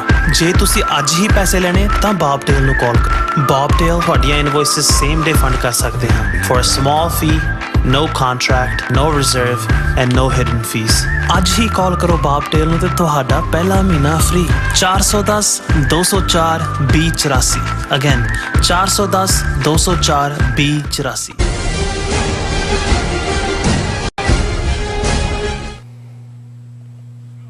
Viewers, welcome back on programme. So viewers, end ਵਾਲੇ ਸੈਕਸ਼ਨ ਵਿੱਚ ਪਹੁੰਚ ਚੁੱਕੇ ਹਾਂ। ਇਸ ਵਿੱਚ ਆਪਾਂ ਗੱਲਬਾਤ ਕਰਨ ਜਾ ਰਹੇ ਹਾਂ ਕਿ ਭਾਰਤ ਵਿੱਚ ਇਨਸਾਫ ਦਾ ਹਾਲ ਕਿੰਨਾ ਕੁ ਮੰਦਾ ਹੈ। ਇਸ ਸੰਬੰਧੀ ਉਹਨਾਂ ਦੀ ਆਪਣੀ ਪਾਰਲੀਮਾਨੀ ਪੈਨਲ ਦੀ ਰਿਪੋਰਟ ਨੂੰ ਦੇਖਿਆ ਜਾ ਸਕਦਾ ਹੈ। ਇਸ ਰਿਪੋਰਟ ਅਨੁਸਾਰ ਭਾਰਤ ਦੇ ਫਾਸਟ ਟਰੈਕ ਕੋਰਟ ਸਿਰਫ ਨੇਮ ਕਰਕੇ ਹੀ ਫਾਸਟ ਹਨ। ਇਹਨਾਂ ਵਿੱਚ ਇਸ ਵੇਲੇ ਲਗਭਗ 2 ਲੱਖ ਕੇਸ ਪੈਂਡਿੰਗ ਹਨ, ਜਿਨ੍ਹਾਂ ਦਾ ਨਿਪਟਾਰਾ ਕਰਨ ਵਿੱਚ 20 ਸਾਲ ਦਾ ਸਮਾਂ ਲੱਗੇਗਾ। ਸੋ ਇਸ ਬਾਰੇ ਆਪਾਂ ਗੱਲਬਾਤ ਕਰਨ ਜਾ ਰਹੇ ਹਾਂ ਔਰ ਨਾਲ ਹੀ ਗੁਰਬਾਣੀ ਚੈਨਲ ਸਾਥ ਤੋਂ ਨਾ ਪਾਈ ਜਾਏਗੀ। ਸੋ ਅਸੀਂ ਚਾਹਾਂਗੇ ਕਿ ਤੁਸੀਂ ਇਸੇ ਤਰ੍ਹਾਂ ਬਣੇ ਰਹਿਣਾ। ਦੇਖਣ ਸੁਣਨੇ ਲਿਖਣ ਲਈ ਤੁਹਾਡਾ ਸਭ ਦਾ ਬਹੁਤ ਬਹੁਤ ਧੰਨਵਾਦ ਜੀ। ਡਾਕਟਰ ਸਾਹਿਬ, ਕੀ ਵਿਚਾਰਾਂ ਨੇ? ਸਾਡੇ ਵੀਰ ਗੁਰਨਾਮ ਸਿੰਘ ਜੀ ਨੇ ਲਿਖਿਆ ਵੀ ਜਿਹੜਾ ਸੂਰ ਦਾ ਬੱਚਾ ਅੰਮ੍ਰਿਤਸਰ ਮਾਰਿਆ ਉਹਦਾ ਨਾਮ ਸੁਧੀਰ ਸੂਰੀ ਹੈ। ਬਹੁਤ ਬਹੁਤ ਸ਼ੁਕਰੀਆ ਭਾਈ ਸਾਹਿਬ। ਦੇਖੋ, ਜਦੋਂ ਅਸੀਂ ਲਫ਼ਜ਼ ਸੁਣਦੇ ਹਾਂ ਫਾਸਟ ਟਰੈਕ ਕੋਰਟਸ ਤੇ ਲੱਗਦਾ ਵੀ ਕੋਈ ਬਹੁਤ ਤੇਜ਼ੀ ਦੇ ਨਾਲ ਫਾਸਟ ਟਰੈਕ ਤਾਂ ਸੜਕਾਂ ਦੇ ਉੱਤੇ ਵੀ ਹੁੰਦਾ ਹੈ, ਜਿੱਥੇ ਤੁਸੀਂ ਐਕਸਟਰਾ ਪੈਸੇ ਦੇ ਕੇ ਜਾਂਦੇ ਹੋ ਜੀ ਫਾਸਟ ਜਾ ਰਿਹਾ। ਔਰ ਸਾਨੂੰ ਵੀ ਇਹ ਲੱਗਦਾ ਸੀ ਵੀ ਜਦੋਂ ਕੋਈ ਕੇਸ ਕਿਤੇ ਕੋਈ ਰੇਪ ਦਾ ਹੋਇਆ, ਕੋਈ ਹੋਰ ਜਿਹੜੀ ਹੈ ਵਾਇਲੈਂਸ ਹੋਈ ਜਾਂ ਦੂਜਾ ਕਿ ਜੀ ਉਹਨੂੰ ਫਾਸਟ ਟਰੈਕ ਕੋਰਟ ਦੇ ਹਵਾਲੇ ਕਰ ਦਿੱਤਾ ਗਿਆ। ਤੇ ਮੇਰੇ ਮਾਈਂਡ 'ਚ ਵੀ ਇਹ ਸੀ ਕਿ ਵੀ ਇਹਦਾ ਮਤਲਬ ਇਹ ਹੈ ਕਿ ਉਹ ਕੁਇਕਲੀ ਉਹਦਾ ਨਿਪਟਾਰਾ ਹੋ ਜਾਂਦਾ ਹੋਏਗਾ ਕੁਝ ਮਹੀਨਿਆਂ 'ਚ, ਵੱਧ ਤੋਂ ਵੱਧ 6 ਮਹੀਨੇ, ਸਾਲ। ਹੁਣ ਇੱਕ ਪਾਰਲੀਮੈਂਟਰੀ ਪੈਨਲ ਇਹਨਾਂ ਨੇ ਬਣਾਇਆ ਸੀ ਜਿਹਨੇ ਇਹ ਸਟੱਡੀ ਕਰਨਾ ਸੀ ਕਿ ਵੀ ਜਿਹੜੇ ਫਾਸਟ ਟਰੈਕ ਕੋਰਟਸ ਨੇ ਇਹ ਕਿੰਨਾ ਕੁ ਫਾਸਟ ਕੰਮ ਕਰਦੇ ਨੇ। ਔਰ ਜਿਹੜੀ ਉਹਦੀ ਰਿਪੋਰਟ ਆਈ ਉਸ ਦਾ ਹੈਡਲਾਈਨ ਇਹ ਹੈ, ਫਾਸਟ ਟਰੈਕ ਕੋਰਟਸ ਰਿਮੇਨਡ ਫਾਸਟ ਇਨ ਨੇਮ ਸੇਕ ਓਨਲੀ ਪਾਰਲੀਮੈਂਟਰੀ ਪੈਨਲ। ਕਿਹਾ ਜੀ ਨਾਮ ਕਰਕੇ ਇਹ ਫਾਸਟ ਨੇ। ਔਰ ਫਿਰ ਉਹਨਾਂ ਨੇ ਫਿਗਰਸ ਦਿੱਤੀਆਂ ਵੀ ਇਸ ਵੇਲੇ 1,84,000 ਕੇਸ ਪੈਂਡਿੰਗ ਨੇ ਫਾਸਟ ਟਰੈਕ ਕੋਲ, ਆਲਮੋਸਟ 2 ਲੱਖ। ਔਰ ਇਹਨਾਂ ਨੂੰ ਜਿਹੜਾ ਹੈ ਉਹ 10 ਤੋਂ 20 ਸਾਲ ਲੱਗਣਗੇ ਔਰ ਅੱਗੋਂ ਦਾ ਰੋਜ਼ ਨਵੇਂ ਕੇਸ ਵੀ ਆਣੇ ਨੇ ਕਿ ਵੀ ਇਹਨਾਂ ਨੂੰ ਹੀ ਜੇ ਨਿਪਟਾਣਾ ਹੋਏ ਤੇ ਇਹਨਾਂ ਨੂੰ 10 ਤੋਂ 20 ਸਾਲ ਦਾ ਟਾਈਮ ਲੱਗੇਗਾ। ਔਰ ਇਹ ਹੁਣ ਉਹਨਾਂ ਨੇ ਇਸ ਪਾਰਲੀਮੈਂਟ ਕਮੇਟੀ ਨੇ ਰਿਕਮੈਂਡ ਕੀਤਾ ਹੈ ਕਿ ਵੀ ਇਹ ਬੰਦ ਕਰੋ fraud. Look in the other countries ਕਿ ਵੀ ਬਾਕੀ ਮੁਲਕਾਂ 'ਚ ਕਿਵੇਂ ਜਸਟਿਸ ਦਿੱਤਾ ਜਾਂਦਾ ਹੈ, ਕਿਵੇਂ ਜਿਹੜੀਆਂ ਨੇ ਅਦਾਲਤਾਂ ਉਹ ਫੈਸਲੇ ਕਰਦੀਆਂ ਨੇ, ਕਿਵੇਂ ਇਹ ਹੈ ਵੀ ਇਹਦਾ ਸਿਰਫ ਤੁਸੀਂ ਨਾਂ ਰੱਖ ਦਿੱਤਾ ਫਾਸਟ ਟਰੈਕ ਕੋਰਟ। ਔਰ ਇਹੀ ਹੈ, noting that about 1.84 lakh cases are presently pending in fast track special courts which took 1 to 10 years for their disposal. A parliamentary panel has said that these courts remain fast in namesake only. और ਜਿਹੜੇ ਉਹਨਾਂ ਨੇ reason ਦਿੱਤੇ ਨੇ ਕਿ ਭਾਈ 10 ਸਾਲ ਤੋਂ 20 ਸਾਲ ਤੱਕ ਕਿਉਂ? lack of judges, rigorous procedures, frequent adjournments, are some of the main reasons for dysfunctionality of the fast track courts। ਉਹਨਾਂ ਨੇ ਕਿਹਾ ਜੀ ਨਾ ਜੱਜ ਨੇ ਨਾ ਹੀ ਜਿਹੜਾ ਪ੍ਰੋਸੀਜਰ ਹੈ ਉਹ ਇਸ ਕਿਸਮ ਦਾ ਜਿਵੇਂ ਦਾ ਇਹਨਾਂ ਨੇ ਬਿਊਰੋਕਰੇਸੀ ਨੇ ਬਣਾਇਆ ਹੁੰਦਾ ਹੈ। ਔਰ ਜੱਜ ਜੇ ਆਇਆ ਵੀ ਉਹਨੇ ਕਿਹਾ ਜੀ ਆਰਡਰ ਸੁਣਿਆ, ਉਹਨੇ ਕਿਹਾ ਜੀ ਅੱਗੇ ਡੇਟ ਪਾ ਦਿਓ 6 ਮਹੀਨੇ ਦੀ, ਫ੍ਰੀਕੁਐਂਟ ਐਡਜਰਨਮੈਂਟਸ। ਔਰ ਇਹ ਉਹਨਾਂ ਦਾ ਕਹਿਣਾ ਹੈ। ਹੁਣ ਇਸ ਚੋਂ ਜੇ ਇੱਕ ਤਬਕਾ ਸਾਡਾ ਸਮਝੇ ਕਿ ਜੀ ਇਹ ਸਿਸਟਮ ਚੋਂ ਜਸਟਿਸ ਨਿਕਲੇਗਾ, ਇਹ ਆਰਡੀਨਰੀ ਕੋਰਟਸ ਦਾ ਹਾਲ ਅੰਦਾਜ਼ਾ ਲਾ ਲਓ ਕੀ ਹੈ। ਜੇ 2,01,84,000 ਕੇਸ ਫਾਸਟ ਟਰੈਕ ਕੋਰਟਸ ਦੇ ਵਿੱਚ ਫਸਿਆ ਹੋਇਆ ਜਿਹਨੂੰ 10 ਤੋਂ 20 ਸਾਲ ਲੱਗਣੇ ਨੇ, ਤੇ ਆਮ ਅਦਾਲਤਾਂ 'ਚ ਕਿਹਦੇ ਲਈ ਇਨਸਾਫ ਹੈ। ਔਰ ਜਦੋਂ ਵੀ ਕਿਸੇ ਸਿਸਟਮ ਦੀ ਗੱਲ ਹੁੰਦੀ ਹੈ, ਸਿਸਟਮ ਦਾ ਮਤਲਬ 2-3 ਚੀਜ਼ਾਂ ਕਿਸੇ ਸਟੇਟ ਤੋਂ ਜਾਂ ਕਿਸੇ ਰਜੀਮ ਤੋਂ ਸਿਟੀਜ਼ਨ ਐਕਸਪੈਕਟ ਕਰਦਾ, ਉਹਦਾ ਹੱਕ ਬਣਦਾ ਹੈ ਸੇਫਟੀ, ਸਿਕਿਉਰਿਟੀ, ਅਦਲ, ਜਸਟਿਸ। ਤੇ ਜੇ ਤੁਸੀਂ ਸੇਫਟੀ, ਸਿਕਿਉਰਿਟੀ, ਅਦਲ ਨਹੀਂ ਦਿੰਦੇ ਤੇ ਉਹ ਸਟੇਟਸ ਨੂੰ ਫਿਰ ਰਹਿਣ ਦਾ ਵੀ ਕੋਈ ਅਖਲਾਕੀ ਹੱਕ ਨਹੀਂ ਹੁੰਦਾ। ਔਰ ਅਸੀਂ ਦੇਖ ਹੀ ਲਿਆ ਵੀ ਕਿਸ ਲੈਵਲ ਦੀ ਸੇਫਟੀ, ਸਿਕਿਉਰਿਟੀ ਤਾਂ ਉਹਨਾਂ ਦਾ ਹਾਲ ਜੋ ਸਾਹਮਣੇ ਹੈ ਹੀ ਹੈ। ਇਹਨਾਂ ਮੁਲਕਾਂ 'ਚ ਤੁਸੀਂ ਤੁਹਾਡੀ ਗੱਡੀ ਬ੍ਰੇਕਡਾਊਨ ਹੋ ਗਈ ਜਾਂ ਕੋਈ ਹੋਰ ਪ੍ਰੋਬਲਮ ਹੈ, ਕੋਈ ਟਾਇਰ ਫਲੈਟ ਹੋ ਗਿਆ, ਤੁਸੀਂ ਡੀਕਦੇ ਹੋ, ਪੁਲਿਸ ਵਾਲਾ ਆਉਂਦਾ, ਤੁਹਾਡੀ ਜਾਨ 'ਚ ਜਾਨ ਆਉਂਦੀ ਹੈ ਕਿ ਭਾਈ ਤੁਹਾਨੂੰ, ਤੇ ਉੱਥੇ ਪੁਲਿਸ ਵਾਲਾ ਦੇਖ ਕੇ ਤੁਸੀਂ ਆਪਣੇ ਰੁਪਈਏ ਕੱਢ ਕੇ ਜਰਾਬਾਂ 'ਚ ਰਕਾਉਣ ਲੱਗਦਾ ਵੀ ਇਹਨੇ ਤਾਂ ਜੇਬ ਫੋਰ ਲੈਣੀ ਹੈ, ਜੋ ਹੈ ਉਹ ਵੀ ਕੱਢ ਲੈਣਾ, ਔਰ ਤੁਹਾਨੂੰ ਲੱਗਦਾ ਵੀ ਜਮਦੂਤ ਕਿੱਥੋਂ ਆ ਗਿਆ ਹੈ। ਸੋ ਸੇਫਟੀ, ਸਿਕਿਉਰਿਟੀ ਤਾਂ ਇਹ ਅਦਲ ਦਾ ਹਾਲ ਦੇਖ ਲਓ ਕਿ ਫਾਸਟ ਕੋਰਟਸ ਜਿਹੜੀਆਂ ਨੇ ਇਹਨਾਂ 'ਚੋਂ ਕੀ ਜਸਟਿਸ ਨਿਕਲਣਾ। ਔਰ ਕਨਕਲੂਜਨ ਦੇ ਵਿੱਚ ਜਿਵੇਂ ਅਸੀਂ ਕੱਲ ਤਾਂ ਅਸੀਂ ਜਿਹੜੀ ਹੈ ਉਹ ਸਪਿਰਿਚੁਅਲ ਕੁਐਰੀ ਉਸ ਦਾ ਹੀ ਜਵਾਬ ਦਿੱਤਾ ਸੀ। ਔਰ ਬੀਬੀ ਵਿਨੀ ਕੌਰ ਜੀ ਨੇ ਬਹੁਤ ਧੰਨਵਾਦ ਵੀ ਕੀਤਾ। ਉਹਨਾਂ ਦੇ ਮੰਮੀ ਵੀ, ਉਹਨਾਂ ਨੇ ਕਿਹਾ ਵੀ ਬਹੁਤ ਖੁਸ਼ ਹੋਏ ਜਵਾਬ ਤੋਂ। ਔਰ ਅਸੀਂ ਪਰਸੋਂ ਜਿਹੜਾ ਸ਼ਬਦ ਪੰਜਵੇਂ ਪਾਤਸ਼ਾਹ ਦੀ ਸ਼ੁਰੂਆਤ ਕੀਤੀ ਸੀ, ਔਰ ਜਿਵੇਂ ਮੈਂ ਕਿਹਾ ਸੀ ਕਿ ਭਾਈ ਇਸ ਦੇ ਵਿੱਚ ਕਾਫੀ ਸਿੰਧੀ ਜ਼ਬਾਨ ਦੇ ਲਫ਼ਜ਼ ਨੇ, ਔਰ ਅਸੀਂ ਇੱਕ ਉਸ ਦਾ ਛੰਦ ਔਰ ਉਸ ਦੀ ਇੰਟਰਪ੍ਰੀਟੇਸ਼ਨ ਹੀ ਕਰ ਪਾਏ ਸੀ। ਅੱਜ ਅਸੀਂ ਛੰਦ ਅਗਲੇ ਨੂੰ ਵਿਚਾਰਦੇ ਹਾਂ, ਔਰ ਉਹ ਛੰਦ ਹੈ ਡਖਣਾ ਸੁਹੰਦੜੋ ਹਬ ਠਾਏ, ਕੋਏ ਨਾ ਦਿਸੈ ਡੂਜੜੋ, ਖੁੱਲੜੇ ਕਪਾਟ ਨਾਨਕ ਸਤਗੁਰ ਭੇਟ ਤੇ। ਹੁਣ ਡਖਣਾ ਦੱਖਣ ਤੋਂ ਹੈ, ਕਿਉਂਕਿ ਦੱਦਾ ਜਿਹੜਾ ਸਾਡੀ ਪੰਜਾਬੀ ਦਾ ਇੱਧਰ ਸਿੰਧ ਦੇ ਵਿੱਚ ਸ਼ਾਇਦ ਮੁਲਤਾਨ 'ਚ ਵੀ ਹੋਏਗਾ, ਕਿਉਂਕਿ ਸਿੰਧੀ ਔਰ ਮੁਲਤਾਨੀ ਉਹਨਾਂ ਦੀ ਤਹਿਜ਼ੀਬ ਵੀ ਬਹੁਤ ਸਾਰੀਆਂ ਚੀਜ਼ਾਂ ਕਾਮਨ ਨੇ। ਔਰ ਮੁਲਤਾਨੀ ਜਿਹਨੂੰ ਅੱਜ ਕੱਲ੍ਹ ਸਰਾਇਕੀ ਉਸ ਖਿੱਤੇ ਦੀ ਜ਼ਬਾਨ ਨੂੰ ਕਹਿੰਦੇ ਨੇ, ਸਰਾਇਕੀ ਔਰ ਸਿੰਧੀ ਦੇ ਲਫ਼ਜ਼ ਵੀ ਆਪਸ ਦੇ ਵਿੱਚ ਕਾਫੀ ਮਿਕਸ ਹੁੰਦੇ ਨੇ। ਸੋ ਇਹ ਸੁਹੰਦੜੋ ਹਬ ਠਾਏ, ਕੋਏ ਨਾ ਦਿਸੈ ਡੂਜੜੋ, ਕਿ ਉਹ ਵਾਹਿਗੁਰੂ ਹਰ ਥਾਂ ਤੇ ਬਿਰਾਜਮਾਨ ਹੈ, ਹਰ ਥਾਂ ਤੇ ਮੌਜੂਦ ਹੈ, ਜਿਹਨੂੰ ਓਮਨੀ ਪ੍ਰੈਜ਼ੈਂਟ ਕਿਹਾ ਜਾਂਦਾ। ਸੁਹੰਦੜੋ ਹਬ ਠਾਏ, ਕੋਏ ਨਾ ਦਿਸੈ ਡੂਜੜੋ, ਕਿ ਮੈਨੂੰ ਕੋਈ ਹੋਰ ਦੂਜਾ ਨਜ਼ਰ ਨਹੀਂ ਆਉਂਦਾ, ਕੋਈ ਮੈਨੂੰ ਅੱਡ ਨਜ਼ਰ ਨਹੀਂ ਆਉਂਦਾ। ਖੁੱਲੜੇ ਕਪਾਟ ਨਾਨਕ ਸਤਿਗੁਰ ਭੇਟ ਤੇ। ਗੁਰੂ ਨਾਨਕ, ਪੰਜਵੇਂ ਨਾਨਕ ਯਾਦ ਦਹਾਨੀ ਫਰਮਾਉਂਦੇ ਨੇ ਕਿ ਜਿਉਂ ਹੀ ਸਤਿਗੁਰੂ ਦੇ ਨਾਲ ਭੇਟ ਹੋਈ, ਸਤਿਗੁਰੂ ਦੇ ਨਾਲ ਜਿਹੜਾ ਉਹ ਸਾਥ ਬਣਿਆ, ਸਤਿਗੁਰੂ ਨੇ ਰਹਿਮਤ ਕੀਤੀ, ਤੇ ਮੇਰੇ ਮਨ ਦੇ ਕਪਾਟ, ਦਰਵਾਜ਼ੇ ਨੂੰ ਕਹਿੰਦੇ ਨੇ, ਮਨ ਦੇ ਦਰਵਾਜ਼ੇ ਖੁੱਲ ਗਏ। ਔਰ ਜਦੋਂ ਮਨ ਦੇ ਦਰਵਾਜ਼ੇ ਖੁੱਲ ਗਏ, ਉਹਨਾਂ ਨੇ ਕੀ ਦੱਸਿਆ? ਸੁਹੰਦੜੋ ਹਬ ਠਾਏ, ਕਿ ਉਹ ਹਰ ਥਾਂ ਸੁਣਦਾ ਹੈ, ਹਰ ਥਾਂ ਮੌਜੂਦ ਹੈ, ਕੋਈ ਨਾ ਦਿਸੈ ਡੂਜੜੋ, ਕੋਈ ਦੂਸਰਾ ਨਹੀਂ। ਔਰ ਇਸ ਦੀ ਫਿਰ ਅੱਗੋਂ ਵਿਆਖਿਆ ਦੇ ਵਿੱਚ, ਤੇਰੇ ਬਚਨ ਅਨੂਪ ਅਪਾਰ, ਸੰਤਨ ਆਧਾਰ, ਬਾਣੀ ਵਿਚਾਰੀਐ ਜੀਓ, ਸਿਮਰਤ ਸਾਸ ਗਿਰਾਸ, ਪੂਰਨ ਵਿਸ਼ਵਾਸ, ਕਿਉਂ ਮਨੋ ਵਿਸਾਰੀਐ ਜੀਓ, ਕਿਉਂ ਮਨੋ ਵਿਸਾਰੀਐ, ਨਿਮਖ ਨਹੀਂ ਟਾਰੀਐ, ਗੁਣਵੰਤ ਪ੍ਰਾਣ ਹਮਾਰੇ, ਮਨ ਵਾਂਛਤ ਫਲ ਦੇਤ ਹੈ ਸੁਆਮੀ, ਜੀ ਕੀ ਬਿਰਥਾ ਸਾਰੇ, ਅਨਾਥ ਕੇ ਨਾਥੇ ਸਰਬ ਕੇ ਸਾਥੈ, ਜਪ ਜੂਐ ਜਨਮ ਨਾ ਹਾਰੀਐ, ਨਾਨਕ ਕੀ ਬੇਨੰਤੀ ਪ੍ਰਭ ਪੈ, ਕਿਰਪਾ ਕਰ ਭਵਜਲ ਤਾਰੀਐ। ਕਿ ਤੇਰੇ ਬਚਨ, ਤੇਰੇ ਬੋਲ ਬਹੁਤ ਸੋਹਣੇ ਨੇ, ਅਨੂਪ ਸੁਹੱਪਣ ਨੂੰ ਕਹਿੰਦੇ ਨੇ। ਸੰਤਨ ਆਧਾਰ, ਮੈਨੂੰ ਸੰਤਾਂ ਦਾ, ਰੱਬ ਦੇ ਪਿਆਰਿਆਂ ਦਾ ਹੀ ਆਧਾਰ ਹੈ।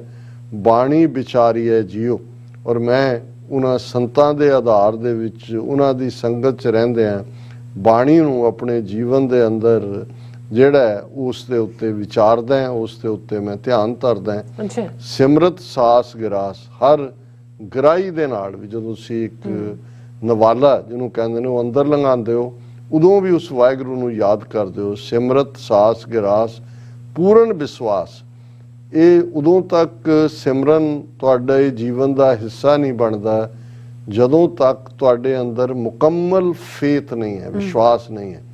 ਔਰ ਜੇ ਮੈਂ ਇਹ ਕਹਿਣਾ ਹੋਏ ਕਿ ਰੱਬ ਕੀ ਹੈ, ਰੱਬ ਵਿਸ਼ਵਾਸ ਦਾ ਨਾਂ ਹੀ ਹੈ। ਅਸੀਂ ਤਾਂ ਰਿਲੀਜਨ ਲਫ਼ਜ਼ ਇਸਤੇਮਾਲ ਕਰਦੇ ਹਾਂ, ਅਮਰੀਕਾ ਦੇ ਵਿੱਚ ਰਿਲੀਜਨ ਦੇ ਲਈ ਲਫ਼ਜ਼ ਹੀ ਫੇਥ ਇਸਤੇਮਾਲ ਹੁੰਦਾ ਹੈ। ਫੇਥ ਹੀ ਹੈ, ਜਾਂ ਉਹ ਹੈ ਜਾਂ ਨਹੀਂ ਹੈ। ਇਹ ਨਹੀਂ ਹੁੰਦਾ ਜੀ ਮੇਰਾ ਥੋੜਾ ਹੈ, ਮੇਰਾ ਬਹੁਤ ਹੈ। ਜੇ ਹੈ ਤਾਂ ਮੁਕੰਮਲ ਹੈ, ਤਨ ਮਨ ਧਨ ਸਭ ਸੌਂਪ ਗੁਰ ਕੋ ਹੁਕਮ ਮੰਨੀਏ, ਇਹ ਫੇਥ ਹੈ। ਹੁਕਮ ਰਜ਼ਾਈ ਚੱਲਣਾ ਨਾਨਕ ਲਿਖਿਆ ਨਾਲ। ਇਸ ਤੋਂ ਬਿਨਾਂ ਉਹ ਜਿਹੜਾ ਜਦੋਂ ਤੱਕ ਸਿਮਰਤ ਸਾਸ ਗਿਰਾਸ ਪੂਰਨ ਵਿਸ਼ਵਾਸ, ਜਦੋਂ ਫਿਰ ਪੂਰੇ ਵਿਸ਼ਵਾਸ ਦੇ ਉੱਤੇ ਤੁਹਾਡਾ ਮਨ ਟਿਕਦਾ, ਕਿਉਂ ਮਨੋ ਵਿਸਾਰੀ ਹੈ ਜੀਓ। ਫਿਰ ਤੁਹਾਨੂੰ ਹੁੰਦਾ ਵੀ ਮੈਂ ਉਸ ਵਾਹਿਗੁਰੂ ਨੂੰ ਕਿਉਂ ਵਿਸਾਰਾਂ, ਉਹ ਤਾਂ ਮੇਰਾ ਪ੍ਰਾਣਾ ਦਾ ਆਧਾਰ ਹੈ। ਸਾਸ ਗਿਰਾਸ, ਮੈਨੂੰ ਉਸ ਦੀ ਸ਼ਰਨ 'ਚ ਮੈਂ ਰਹਿਣਾ। ਕਿਉਂ ਮਨੋ ਵਿਸਾਰੀਐ ਨਿਮਕ ਨਹੀਂ ਟਾਰੀਐ ਗੁਣਵੰਤ ਪ੍ਰਾਣ ਹਮਾਰੇ। ਕਿਉਂ ਵਿਸਾਰੀਏ ਉਹਨੂੰ, ਕਿਉਂ ਭੁੱਲੀਏ, ਕਿਉਂ ਇੱਕ ਪਲ ਭਰ ਲਈ ਵੀ ਉਸ ਤੋਂ ਵਿੱਥ ਪਾਈਏ। ਉਹ ਤਾਂ ਗੁਣਾਂ ਦਾ ਖਜ਼ਾਨਾ ਸਾਡਾ ਪ੍ਰਾਣ ਆਧਾਰ ਹੈ। ਮਨ ਵਾਂਛਤ ਫਲ ਦੇਤ ਹੈ ਸੁਆਮੀ, ਜੀ ਕੀ ਬਿਰਥਾ ਸਾਰੇ। ਉਹ ਅੰਦਰ ਦੀ ਬਿਰਥਾ ਨੂੰ ਜਾਣਨ ਵਾਲਾ ਹੈ। ਜੋ ਅਸੀਂ ਚਾਹੁੰਦੇ ਹਾਂ ਉਹ ਵਾਹਿਗੁਰੂ ਸਾਨੂੰ ਹਰ ਚੀਜ਼ ਦਿੰਦਾ ਹੈ, ਮਨ ਵਾਂਛਤ ਫਲ ਦਿੰਦਾ ਹੈ। ਅਨਾਥ ਕੇ ਨਾਥੇ ਸਰਬ ਕੇ ਸਾਥੇ ਜਪ ਜੂਏ ਜਨਮ ਨਾ ਹਾਰੀਏ। ਉਹ ਅਨਾਥਾਂ ਦਾ ਨਾਥ ਹੈ, ਹਰ ਇੱਕ ਦਾ ਸਾਥੀ ਹੈ। ਔਰ ਇਸ ਕੀਮਤੀ ਜ਼ਿੰਦਗੀ ਨੂੰ ਜੂਏ ਵਾਂਗ ਨਾ ਹਾਰੀਏ। ਇਹ ਬਹੁਤ ਕੀਮਤੀ ਜ਼ਿੰਦਗੀ ਹੈ, ਵਾਹਿਗੁਰੂ ਦੀ ਯਾਦ ਸਿਮਰਨ 'ਚ ਗੁਜ਼ਾਰੀਏ। ਨਾਨਕ ਕੀ ਬੇਨੰਤੀ ਪ੍ਰਭ ਪੈ ਕਿਰਪਾ ਕਰ ਭਵਜਲ ਤਾਰੀਏ। ਪੰਜਵੇਂ ਨਾਨਕ ਬੇਨਤੀ ਗੋ ਹੋ ਕੇ ਅਰਜ਼ੋਈ ਕਰਦੇ ਨੇ ਕਿ ਹੇ ਵਾਹਿਗੁਰੂ ਕਿਰਪਾ ਕਰੋ, ਰਹਿਮਤ ਕਰੋ, ਔਰ ਆਪਣੀ ਰਹਿਮਤ ਦੇ ਨਾਲ ਮੈਨੂੰ ਇਸ ਭਵ ਸਾਗਰ ਤੋਂ, ਮਾਇਆ ਦੇ ਇਸ ਜੰਜਾਲ ਤੋਂ ਪਾਰ ਉਤਾਰੋ। ਇਹ ਅੱਜ ਦਾ ਵਿਚਾਰ ਜੀ। ਡਾਕਟਰ ਸਾਹਿਬ ਤੁਹਾਡਾ ਬਹੁਤ ਬਹੁਤ ਸ਼ੁਕਰੀਆ, ਤੁਸੀਂ ਅੱਜ ਦਾ ਇਸ਼ੂ ਤੇ ਅੱਜ ਦਾ ਵਿਚਾਰ ਸਾਡੇ ਦਰਸ਼ਕਾਂ ਨਾਲ ਸਾਂਝਾ ਕੀਤਾ। ਇਸ ਤਰ੍ਹਾਂ ਆਪਣੇ ਵਿਊਅਰਸ ਕੋਲ ਨੇ ਇਜਾਜ਼ਤ। ਵਿਊਅਰਸ ਆ ਸਾਡੇ ਪ੍ਰੋਗਰਾਮ ਦਾ ਸਮਾਂ ਇੱਥੇ ਸਮਾਪਤ ਹੁੰਦਾ ਹੈ। ਤੁਸੀਂ ਆਪਣੀ ਰਾਏ ਤੇ ਸੁਝਾਅ ਸਾਨੂੰ ਭੇਜਣਾ ਭੁੱਲਣਾ ਸਾਡੇ ਇਸ ਪਤੇ ਤੇ sos@tv84.tv ਤੇ ਅਸੀਂ ਆਪਣਾ ਪ੍ਰੋਗਰਾਮ ਲੈ ਕੇ ਫਿਰ ਦੁਬਾਰਾ ਤੁਹਾਡੇ ਸਾਹਮਣੇ ਹੋਵਾਂਗੇ। ਤਦ ਤੱਕ ਲਈ ਮੈਨੂੰ ਤੇ ਆਪਣਾ ਸੁਣਾ ਗਿਆ ਦੋ। ਦੇਖਦੇ ਰਹੋ TV84, ਬੁਲਾ ਦਿਓ ਫਤਿਹ। ਵਾਹਿਗੁਰੂ ਜੀ ਕਾ ਖਾਲਸਾ, ਵਾਹਿਗੁਰੂ ਜੀ ਕੀ ਫਤਿਹ। ਰੱਬ ਰਾਖਾ।